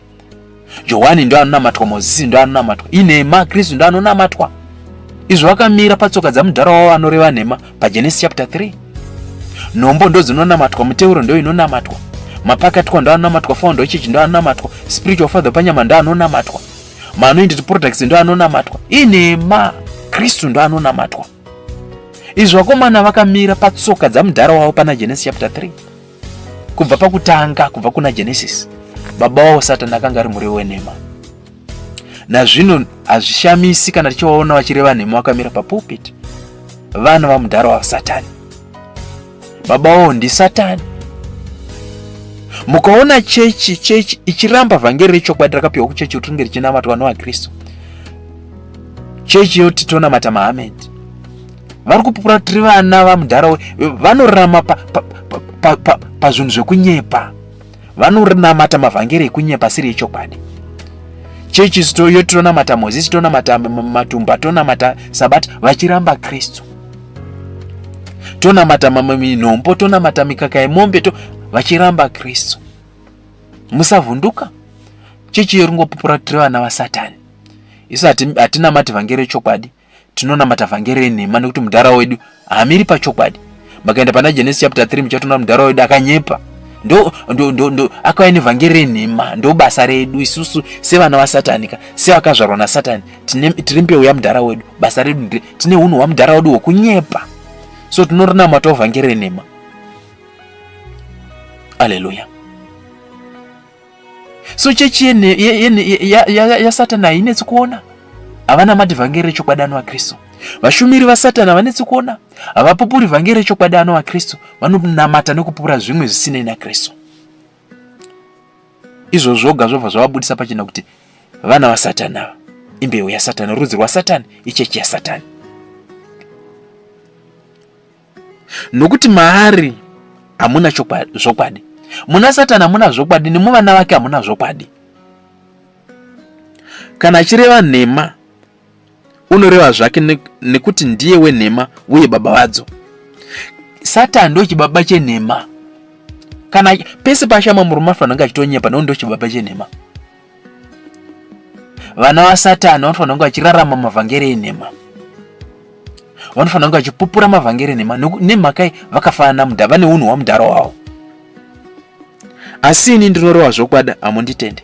Kristu ndo chokwadi, ndaanoreva zvokwadi. Chokwadi chaanoreva ndechekuti kudi iye ndo vhangeri rechokwadi, ndo muti woupenyu, ndo vhangeri rinofadza Mwari, rifanira richitambirwa nekunamatwa nechechi. Ndo chokwadi ichocho. So vari vaKristu havanetsi kuona. Vashumiri vacho novaona vamira papupiti vanoparidza vhangeri rechokwadi ano vaKristu. Nekuti Kristu ndo chokwadi. Ndiye kuna Revelation 19 muchiona kuti Kristu ndo zvokwadi. Haleluya. Vamira papupiti vashumiri vari vana vaKristu vanoparidza vhangeri rechokwadi ano vaKristu. Chechi yaKristu yaungana, inopupura vhangeri rechokwadi, inonamata vhangeri rechokwadi ano vaKristu. Haina rimwe vhangeri rainonamata. Izvozvo ndo zvinopupura kuti vashumira vana vaKristu. Chechi ihwayana dzaKristu. Havana rimwe vhangeri ravanonamata, havana rimwe vhangeri ravanopfugamira kunze kwevhangeri rinonzi Kristu rechokwadi. Ko yaSatani vakafanana mudhara wavo. Vhangeri rechokwadi havadi kana kuriona. Vhangeri rechokwadi ano vaKristu havadi kana kuriona, vanonamata mavhangeri asinei naKristu. So zvabuda pachena kuti zvirokwazvo Satani anotozvarawo vana. Satani atori nesimba rekuzvarawo vana. Haleluya. Ende vana vacho havanetsi kuona. Vana vaSatani vari vashumira havanetsi kuona. Vamira papupiti vanoparidza vhangeri isinei nechekuita naKristu, vanoparidza mavhangeri enhema. Hwayana dziri dzaSatani hadzinetsi kuona, kana vana vaSatani vanetsi kuona. Vaungana vanonamata vhangeri risinei naKristu, risiri Kristu. Vonamata mamwe mavhangeri. Unoona vakunamata mombe kuHinduism, vakunamata Muhammad kuIslam, vakunamata vadzimu mumadzinza umo, vakunamata nhombo, vakunamata miteuro, vakunamata founder wechechi anointed products, vakunamata spiritual father, vakunamata zuva nemwedzi, vakunamata mindform, pachinambo chekunamata vhangeri rechokwadi ano vaKristu. Izvoga ndo zvinovapupurira kuti vana vaSatani. So Satani zvirokwazvo zvataurwa naKristu nemuromo wake atori nesimba rekuzvara vana. So pano panyika tine mhando mbiri dzavashumiri. Vashumiri vakabarwa sevana vaKristu nevashumiri vakabarwa sevana vaSatani. Tine mhando mbiri dzemachechi kana dzechechi. Chechi yakabarwa naKristu kana chechi yakabarwa naAndikristu. Hwayana dzaKristu kune rumwe rutivi, hwayana dzaAndikristu kune rumwe rutivi. Haleluya. So haugoni kubhidhaira kukwira nekudzika pano panyika usina akakuzvara zviite. Wakazvarwa naKristu kana kuti wakazvarwa naSatani. Haukwanisi kubhidhaira semushumiri uchikwira nekudzika pano panyika usina akakutuma zviite. Wakatumwa naKristu kana kuti wakatumwa naSatani. So pano panyika tine mhando mbiri dzavashumiri, vaKristu nevaSatani. Tine mhando mbiri dzechechi, yaKristu neyaSatani. Zvino yaKristu hainetsi kuona, vashumiri vaKristu havanetsi kuona, vashumiri vaKristu vanoita zvaKristu. Chechi yaKristu inoita zvaKristu chete. yaSatani inoita zvisinei naKristu. Vashumiri vaSatani vanoitawo zvisinei naKristu. Haleluya. Sezvatataura kumashure uko. So basa raSatani kuvana vake nderekuita sei? Handi Satani ane vana. Nekuti basa raKristu kuvana vake nderekuvadzidzisa unhu hwake Kristu. Nguva dzese anenge anesu achitidzidzisa, patinobata magwarana achitidzidzisa fana, ini ndorarama so, imi muri vana vangu munorarama so. Sezvinongoita baba pamba. Basa rababa pamba kana vari baba nderekuisa unhu hwavo baba muvana vaakazvara. Pano vafana tinorarama so, pano wafana munorarama so, muri vana vangu munorarama so, handina mwana anorarama neunhu, mwana anonzi ndewanga anorarama so. Ndo basa rababa pamba, kisa unhu hwake muvana vake. Ndo basa raKristu muchechi yake yeNew Testament, kuisa unhu hwake, uraramo hwake matiri, kuti sevana vake tirarame usaye. Ndo basa orinoita Satani kana Antikristu muno wakazvara kana muchechi yake. Antu ngachivaudza vafana, imi muri vana vangu munorarama so, uyu ndo unhu hwangu, pamba pangu munorarama so. So vanhu ivavo tunoona vachirarama vachiteedzera unhu hwamudharo wavo. Ndizvo here kuti Satani anotodzidzisawo chechi yake kana vanhu vake unhu hwake. 2 Corinthians chapter 4 verse 4. Kuna vasingatendi Kristu ndevapi? Vasingatendi ndo vasingatendi vhangeri raKristu. Ndo vasingatendi ndevapi? Ndo vana vaSatani, ndo rudzi rwaSatani. Vakapofumadzirwa ndangariro naMwari wenyika ino. Mwari wenyika ino ndiani? Mwari wenyu, muchaona kuti Mwari wacho akanyorwa, emi yacho yakanyorwa in small caps. So Mwari ari kutaurwa asi Kristu wokuheaven, nekuti dai ari wokuheaven anakanyorwa nevarahombe, emo riri varahombe. So ndi Satani, ndo mwari wenyika ino. Zvikanzi vasingatendi kuna Kristu, vasiri vana vaKristu, vari vana vaSatani, hanzi vakapofumadzwa so ndangariro dzavo nababa wavo anova mwari wenyika ino Satani, kuti varege kuvhenekerwa nechiedza cheivhangeri. Ivhangeri iyi muchaona kuti iyi yacho yakanyorwa nevarahombe, zvinoti zita remunhu. Zvino mukaenda kuna Revelation 19 verse 13 muchaona kuti ivhangeri ndiani? Ndi Kristu. So Satani vana vake anovapofumadza kuti vasaona zvaKristu. Hai. Revelation 19 verse 13 muchaona ipapo kuti zita raKristu anonzi shoko raMwari kana kuti vhangeri raMwari. So hanzi Satani zvaanoita manje kuvana vake, anovapofumadza kuti vasaona zvaKristu. Chese chine chekuita naKristu havachioni. Saka muchiti makaenda kumachechi yavo, havana nguva yekuti vamira papopiti vanoparidza Kristu. Ninge bata nhombo dzako, bata maanoended products, tenga wristband, spiritual father Uganda vakazoti, spiritual father kuNigeria vakazoti, founder wechechi akazoti, havana nguva yekuparidza Kristu. Nhombo idzi dzinoshandiswa so, mukaka mombo mabafuta emakwai anoputitidzwa so, ndo kwete kuparidza Kristu. Havana nguva yekuparidza Kristu. Pari panyaya yezvaKristu vakapofumadzwa mapofu. Vakabata magwaro kudai so, pachinhambo chokuti vabude naKristu vanobuda negwayana rePasika. Unoona vakubaya gwayana paPasika. Pachinhambo chokuti vabata magwaro vabude naKristu, unoona vakubuda nemutambo wematumba, vakubuda nesabata raMozisi, vakubuda neoffering netithe neseed. Pachinhambo chokubuda naKristu, vachiti Kristu ngaanamatwa. Vakapofumadzwa, havana zvizaruko. So ndo basa raSatani. Kana zvara vana vake anovadzima zvizaruko zvevhangeri so, kuti kana vabata magwaro havaoni Kristu, havabudi naKristu. Isu tichitabata Genesis kana Malakai tinonge tichingobuda tichiti Kristu nguva dzese kusvika kutongwa kuchiuya. Ivo kubva kuna Genesis kana Malakai havabudi Kristu. Waungatobuda naye vanotobuda vachinamata Adhamu kana kunamata Johani kana Mozisi kana kunamata Abrahamu. Pachinhambo chokunamata Kristu vakapofumadzwa. Ndo basa raSataniro. Azvara vanhu vake anovaita mapofu pane zvaKristu. Vafana Kristu panopambandika nakumuona. Ini munoisa kuziva ini kuti Antikristu handina kubvira ndada kuona Kristu. Makaenda kuna Isaiah 14, makaenda kuna Ezekiel 28, makaenda kuna Genesis chapter 3, muchaona kuti nepana Matthew chapter 4, muchaona kuti Kristu handina kubvira ndakada kumuona, ndaitomupandukira. So imi mafana, muri vana vangu, muri rudzi rwangu, Kristu musava nechekuita naye. Vanoitwa mapofu pane zvaKristu. Saka uchiti ukaenda kuchechi yaKristu kana pakaungana vana vaSatani, apa paridzwi Kristu ipapo. Kunyange wakaita 5 hours 10 hours, hapana Kristu, hapana chaKristu chinoparidzwa ipapo.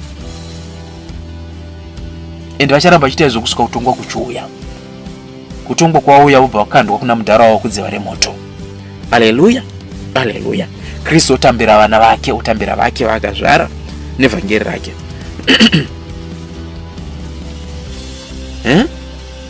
Kuti varege kuvhenekerwa nechiedza chokubwinya kwaKristu.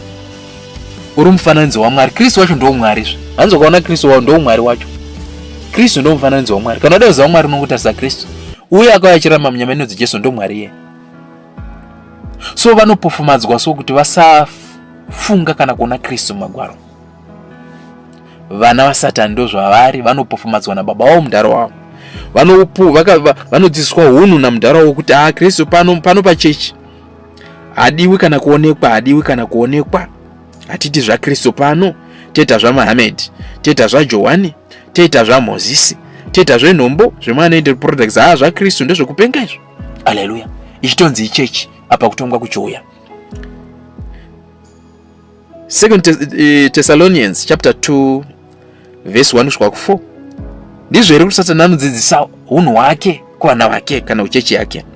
Zvino tinokumbira kwamuri hama dzangu pamusoro pekuuya kwaShe wedu Jesu Kristu nokuungana kwedu kwaari, kuti murege kukurumidza kuzungunuswa pakufunga kwenyu kana kuvhunduswa nemweya kana neshoko kana nemwadi inonzi inobva kwatiri, muchiti zuva raKristu ratosvika. Ngakurege kuva nomunhu unokunyengerai nomutoo upi noupi, nokuti zuva iro harisviki kana kusati kwatanga kwauya nomunhu wezvivi, mwanakomana wokurashika asati amboonekwa. Haleluya, haleluya, haleluya. Iye unorwa achizvikudza pamusoro pezvose zvinonzi Mwari kana zvinonamatwa, nokudaro kuti unogara saMwari mutemberi yaMwari achizviita Mwari. Zvanzi kutongwa kusati kwauya, Satani atombotenderwa kuva pano panyika achipinda mumachecho, achipinda mumatemberi, achiparidza vhangeri renhema kuti vose vamutenda obva vadzidzisa kuramba Kristu saiye akatangawo kuramba Kristu. Vese vatenda vhangeri raSatani dzobva dzaitwa mhandukwa dzaKristu, vochandurwa kuva vanopandukira Kristu. Zvaitika izvozvo kuti taane varambira muvhangeri raKristu nevachinjwa naSatani kuva vana vaSatani vopandukira Kristu. Hanzi kutongwa kunobva kwazouya, kuita kuti kutongwa kana kuchiuya, Kristu nezuva rekutongwa Kristu omira nevake apo, omira nevana vake vakazvara nevhangeri rake apo, woenda kuhevheni, vana vake oenda navo kuhevheni. VaSatani vomirawo kurutivi urwu, VaSatani vobva vakandwa kudziva remoto. Zvaanotaura kuna Matthew, makwai nembudzi, makwai ndichamaisa kurudyi, mbudzi ndoisa kuruboshwe. Makwai aya ndo vana vaKristu, hwaina dzaKristu. Mbudzi dziya ndo hwainawo dzaSatani, vana vaSatani. So ndo basa rekushandwa naSatani kutongwa kusati kwauya, kuti apinde muchechi, anyengere chechi kuti pandukire Kristu. Yangopandukira Kristu vanenge vatobarwa pamweya sevana vaSatani. Nezuva rekutongwa ndo dzinomira dziri mbudzi dzaSatani, vobva vakandwa kuna mudharo wakudziva remoto. Haleluya. Hama dzangu, Satani anotozvarawo vana, Satani anotoitangawo chechi, Satani anotoitawo vashumiri. Haleluya.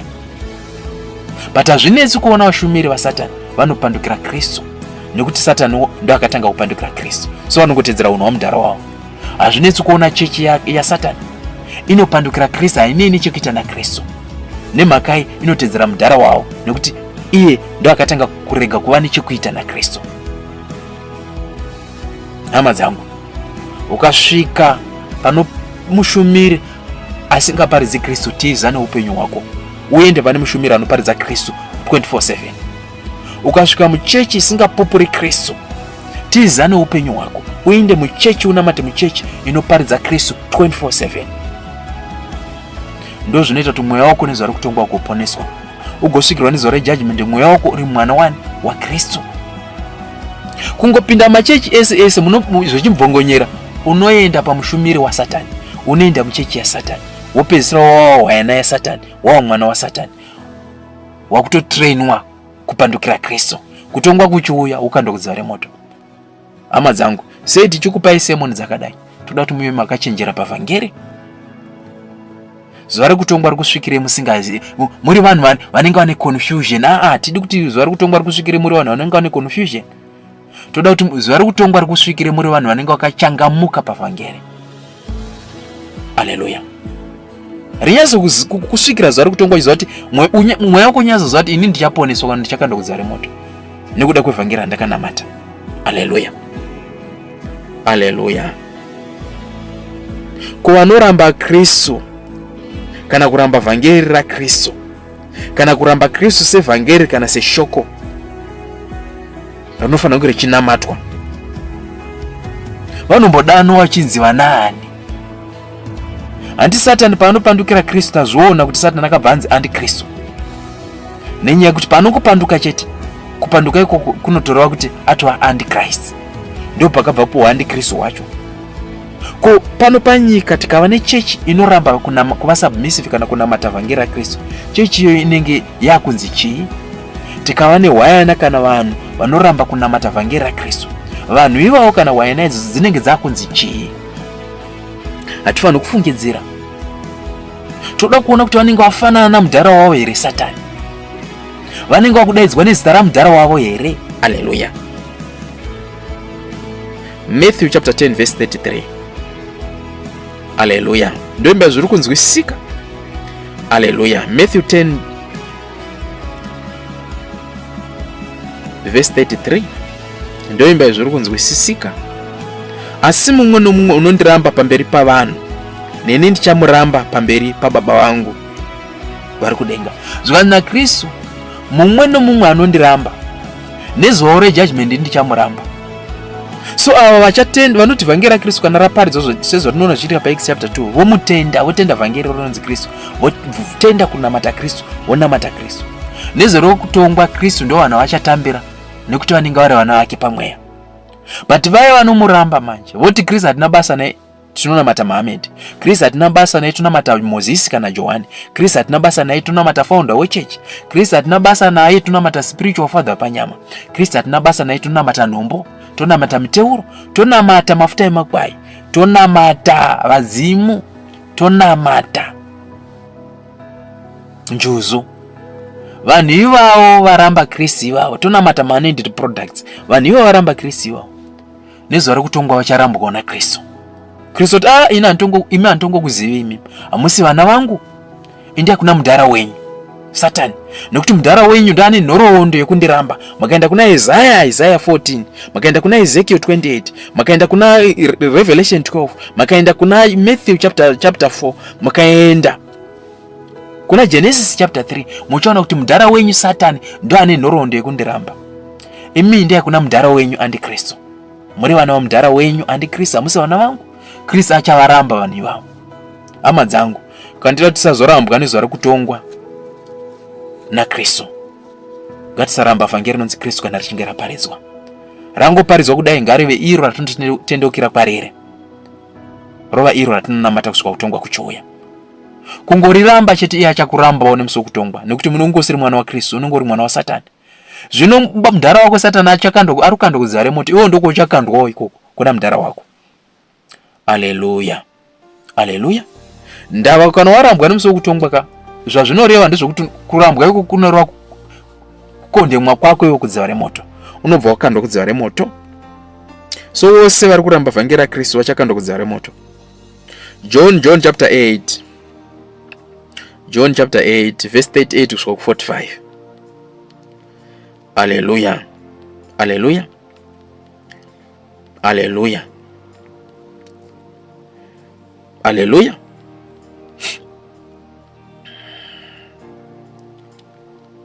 Ini ndoreva izvo zvandakanzwa kuna baba vangu, imi munoita izvo zvamakanzwa kuna baba venyu.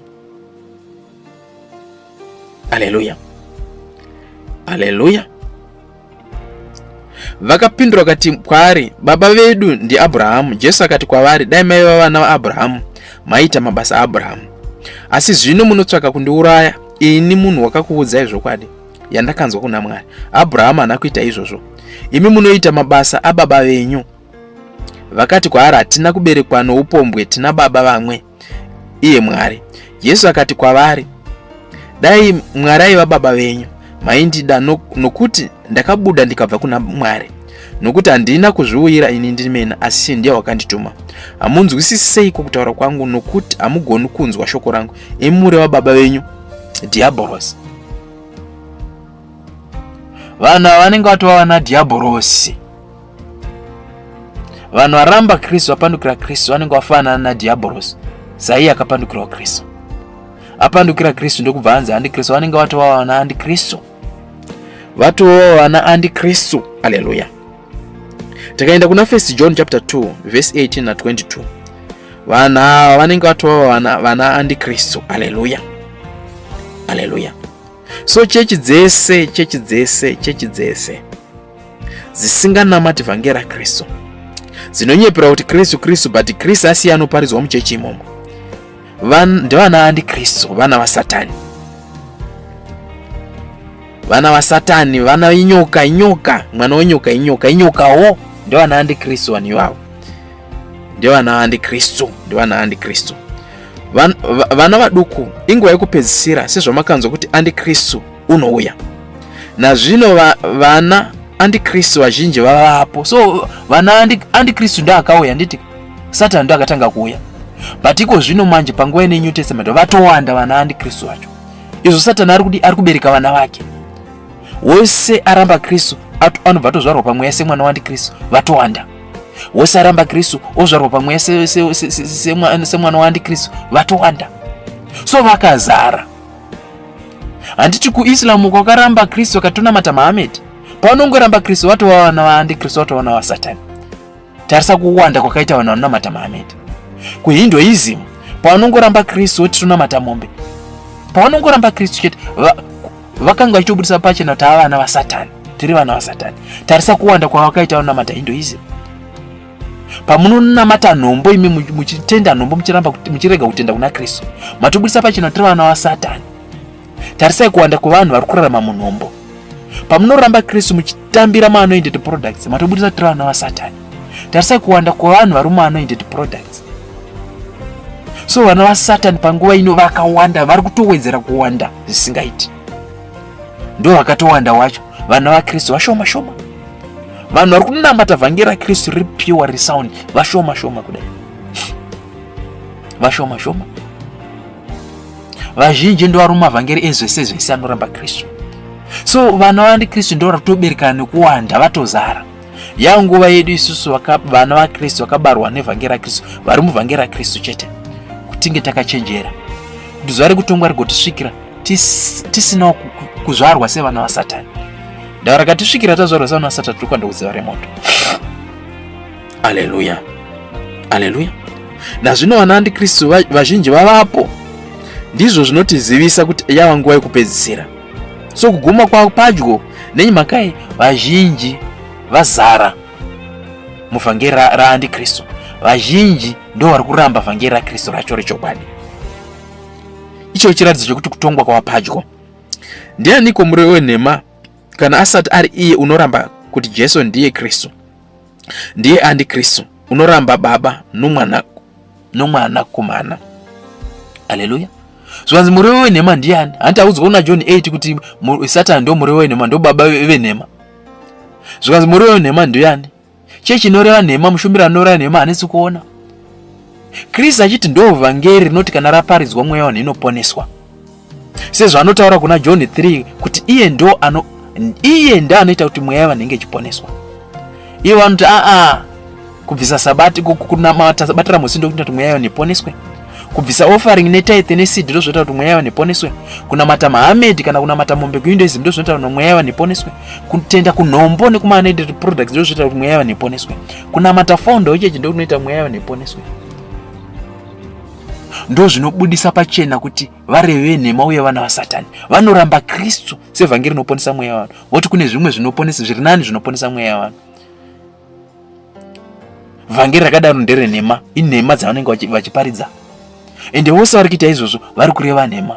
Ende vose vari kuita izvozvo vari kubuda pachena kuti vana vaandikristu. So vatoriwo vana vaandikristu, inyoka. Samudhara wavo inyoka. So naiwo inyokawo. Baba wavo ndi Antichrist, ndi Satani, naiwowo ndi vana Satani, ndi vana Antikristu. Haleluya. 1 John chapter 4 verse 3. Mweya mumwe nomumwe usingapupuri kuti Jesu Kristu wakauya panyama hausi waMwari, iwo ndo Antikristu wamakanzwa kuti unouya nazvino watova panyika. Zvakanzi mweya uri kutaurwa ivhangeri, zvakanzi vhangeri rimwe nerimwe risingapupuri Kristu harina kubva kuna Mwari, asi vhangeri riro ndera Antikristu. So vose vari muchechi isingapopori Kristu. Pachinhambo chokuti vapopori Kristu ndo anonamatwa, voti Muhammed ndo anonamatwa, Kristu ndo anonamatwa, voti Johani kana Mozisi ndo anonamatwa, founder wechechi ndo anonamatwa. Vhangeri iroro harina kubva kuna Mwari, mweya wayo hauna kubva kuna Mwari. Vhangeri rakabva muna Satani, mweya wayo wakabva muna Antikristu. Vana vaAntikristu, ichechi yaAntikristu. Haleluya. So izvo zvakutokubatsira kuti uone kuti chechi yaKristu ndeipi, yaAntikristu ndeipi. Haleluya. yaKristu ndo inoparidza Kristu chete, ndo anoita mweya neiponeswe. Zvaitwa nechechi yaiparidzwa yaKristu yaiparidzwa na Peter. Zvaitwa nechechi yaKristu yaiparidzwa na Paul na Jude na John na James. Haleluya. Kristu ndo waingoparidza chete kuti ndo vhangeri inoita mweya unenge ichiponeswa. Izvozvo ndo zvinotaridza kuti chechi yaKristu. Isiri yaKristu, Kristu haparidzwi imomo. Mune zvimwe zvinoparidzwa kunzi izvozvo kana vanhu vakazvinamata ndo zvichaita kuti vagoponeswa mweya yavo. Tobva tatoziva kuti ndiye Antikristu uyu. Ndo Antikristu wacho. Haleluya. So Satani andozvarawo vana vake. Vatorowa na Satani, vatorowa na Antikristu. Haleluya. 2 John chapter 1 rather, verse 7. 2 John chapter 1 verse 7. Nokuti vanyengeri vazhinji vakabudira panyika, vasingapupuri kuti Jesu Kristu wakauya panyama, ndiye munyengeri na Antikristu. Zvakanzi vanyengeri havanetsi kuona, vashumiri venhema havanetsi kuona, vana Antikristu havanetsi kuona, chechi yaAntikristu kana vanhu vaAntikristu havanetsi kuona, vashumiri vaAntikristu havanetsi kuona. Pachinhambo chokuti vapupure zvaKristu, vapupure Jesu akauya pano panyika akafa pamuchinjikwa, kuti ndo vhangeri rega rinoponesa mweya wavo. Zvakanzi havari pupure, vanopupura zvimwe, ivavo ndo vanyengeri. Pachinhambo chokuparidza Kristu vanoparidza Muhammed, pachinhambo chokuparidza Kristu vanoparidza mombe kuHinduism, pachinhambo chokuparidza Kristu vanoparidza midzimu, pachinhambo chokuparidza Kristu vanoparidza founder wechechi kana spiritual father panyama. Vanyengeri, vashumiri venhema. Zvino baba venhema antanzi utaudzwa na John 8 kuti ndi Satani. So vana vaSatani ivavo. Kristu akatosiya ataura, abudisa pachena vashumiri vakadaro. Vashumiri vanoramba vhangeri rechokwadi rinonzi Kristu otanga kuparidza mamwe mavhangeri. Kristu akasiya vabudisa vafumura. Akazviita paMark chapter 7 verse 5 kusvika pa8. Vashumiri vakavabudisa pachena. Ipapo vaFarisi navanyori vakamubvunza vachiti, vadzidzi venyu vanoregerei kufamba netsika dzavakuru, zvavanodya chingwa namaoko ane tsvina? Vanyori navaFarisi vakanga vashumiri oodoctrine. So wose mushumiri oodoctrine munyengeri, mwana waSatani, mureu wenhema, mushumiri wenhema. Wese anamata vhangeri achakanda kudzare moto. Roparidzwa nevanhu vanoparidza mavhangeri aMozisi, muchakanda kudzare moto. Muri kunamata sabata raMozisi, kutongwa kwakakumirai. Muri kuita zvemaofaring, zvematithe, zveseed, kutongwa kuri kuuya. Muri kuita zvepasika, zvenhombo, kutongwa kuri kuuya. Akati kwavari, Isaiah wakaprofita kwazvo pamusoro penyu imi vanyengeri, sezvo zvakanyorwa. So mushumiri wose anoparidza vhangeri raMozisi reodoctrine munyengeri. Sezvo zvakanyorwa zvinzi vanhu ava vanondikudza nemiromo yavo, asi mwoyo yavo iri kure neni. Asi vanondinamata pasina, vachidzidzisa dzidziso iri mirayiro yavanhu. Munosiya mirayiro yaMwari muchichengeta tsika dzavanhu. Zvanzi vaFarisi navanyori pavari kumira papopita vachiparidza vhangeri raMozisi, vari kunamatisa vanhu pasina. Vanhu vari kupedza nguva yavo vachiti vari kunamata vachiita mahumbwe zvavo. Nemhaka iyi ndavashumira pachinhambo chokuti vatore vhangeri raKristu unova murayiro waMwari wechokwadi, voparidza Kristu ndo vhangeri rinofanira ichinamatwa. Vatanga kuparidza nhoroondo dzaMozisi dzisingakwanisi kuponesa mweya wavo. So vose vari kuparidzirwa vhangeri raMozisi navashumiri. Vose vari kunzi ngatibate offering dzedu, ngatibate matithe edu. Muchiti muri kunamata, muri kutambisa nguva yenyu, muri kunamata pasina. Nezuva rekutongwa ndo pamuchanzwisisa kuti makanamata pasina. Voga vari kuparidzirwa Kristu, ivo ndo vachaponeswa. Vamwe vese vari kuita mahumbwe muri kuita, mizerere yamuri kuita, muchakaenda kuzuva remoto. Nemhaka muri kuparidzirwa nevanyengeri, muri kuparidzirwa vhangeri nevari venhema. Vhangeri rechokwadi rinofanira richiparidzwa riseri renhema ndiKristu.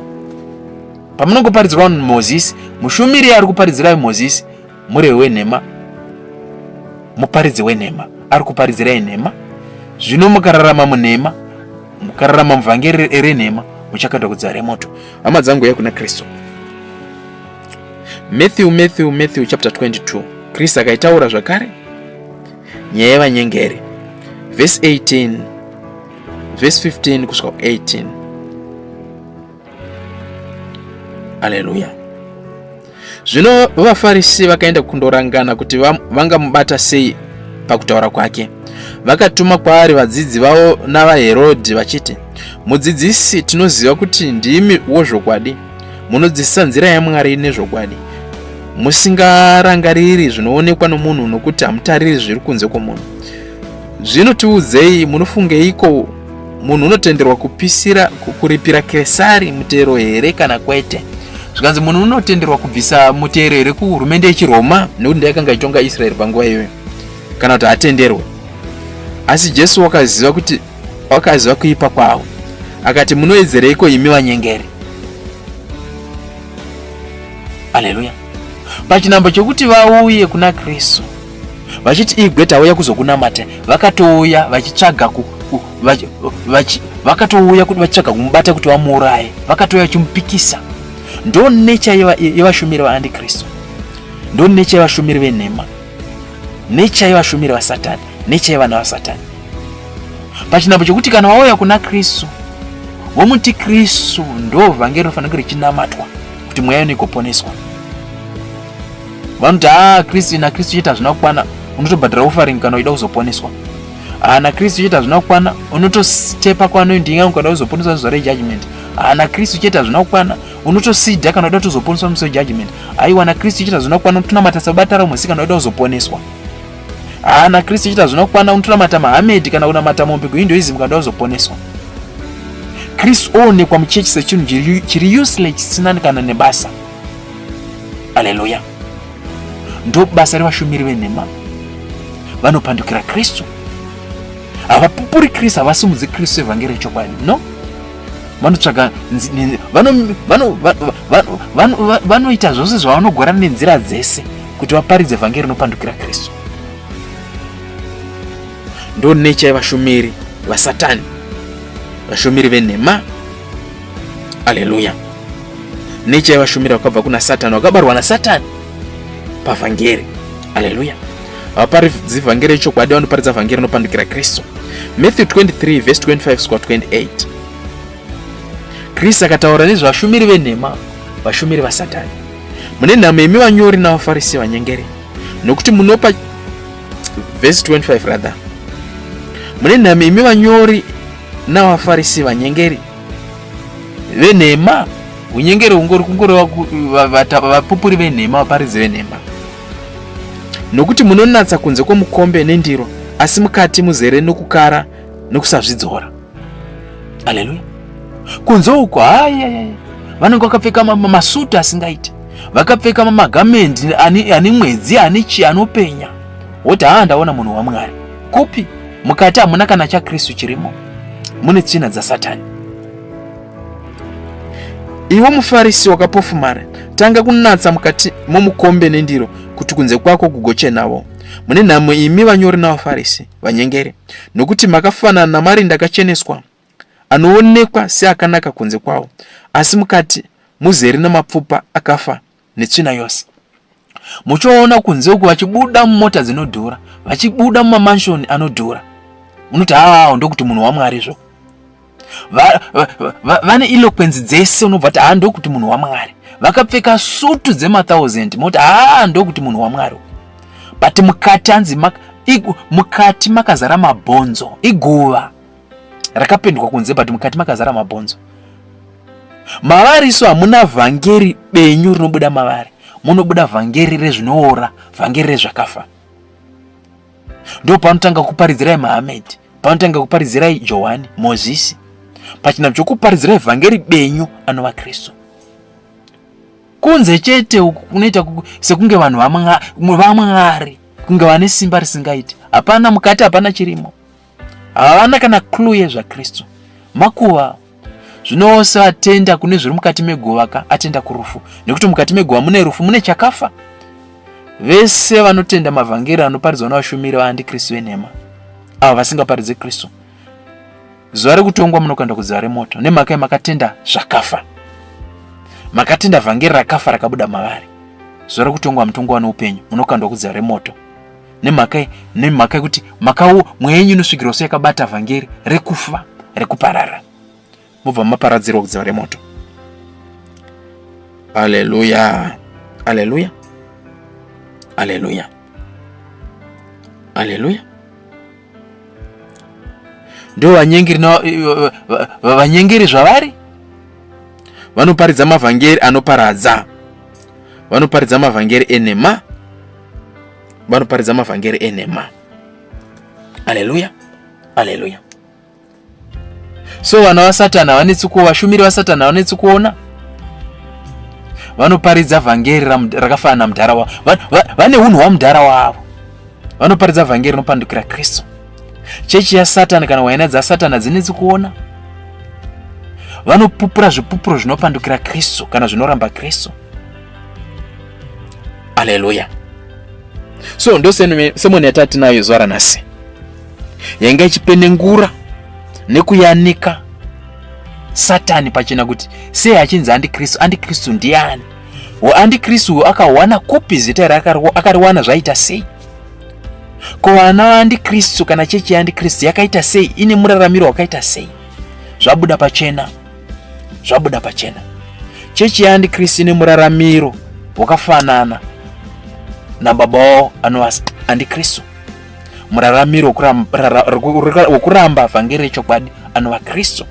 Ndo muraramiro wavo, ndo muitiro wavo. Nenyaya yekuti vana vaSatani, vana vaandikristu, vanorarama vane unhu hwamudhara wavo wokurambawo Kristu, saka vasinei nechekuita naKristu. Iwo kana uchiramba Kristu, uri kutobudisa pachena kuti uri mwana waSatani. Tichiti uya kuna Kristu unonzwa hasha, izvo zvinotobudisa pachena kuti uri mwana waSatani. Tichiti Kristu ndo anonamatwa, unoti aiwa kune zvimwe zvinonamatwa, izvo zvoga ndo zvinongobudisa pachena kuti uri mwana waSatani. Zvino vana vaSatani muchakandwa kuzuva remoto, nekuti nezuva rekutongwa Satani achakandwa kuzuva remoto, nevana vake nemhuri yake nechechi yake zvichakandwa kuzuva remoto. Kuna kingdom, kuna mudhara wenyu ndo kwamuchaenda ku lake of fire. Isu vari vaKristu tichaenda kukingdom yamudhara wedu, kuheaven. Saka muchitiona pana chimwe chatoda kunzwa kana pari panyaya yevhangeri, watoda kunzwa ndiKristu chete kuti ndo anofanira kunge achiparidzwa. Tangopinda muchechi papopiti ngapaparidzwe Kristu, kuda kuti paridzira umwe munhu tinonetsana, kuda kuti paridzira rimwe vhangeri tinonetsana. Vhangeri rinonzi Kristu ndo ratinoziva, ndo ratinoparidzirwa. Nemhaka nekuti vana vaKristu tiita zvaKristu zvamudhara wedu. Nezuva rekutongwa tunoenda kuna mudhara wedu, kingdom yamudhara wedu, kuheaven.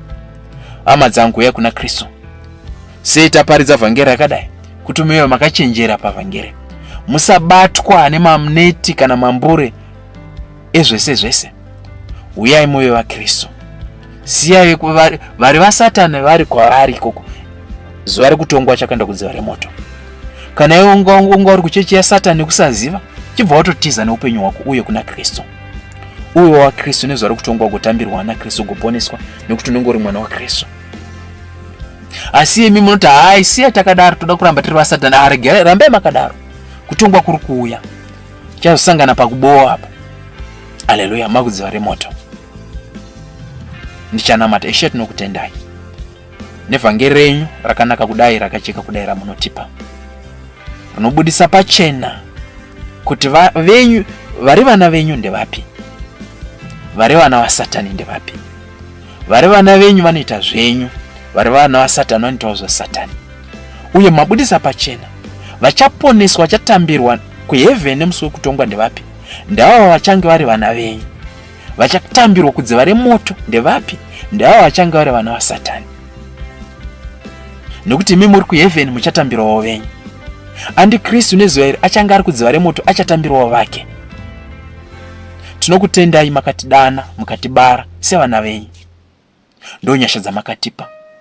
Tinongonamatira nevo makanyora mubhuku roupenyu, vamakatarira kuti ava vanofanira kusvikirwa nezuva rekutongwa, vabarwa sevana venyu, kuti vadanwe nevhangeri renyu iri ratiri kuparidzai.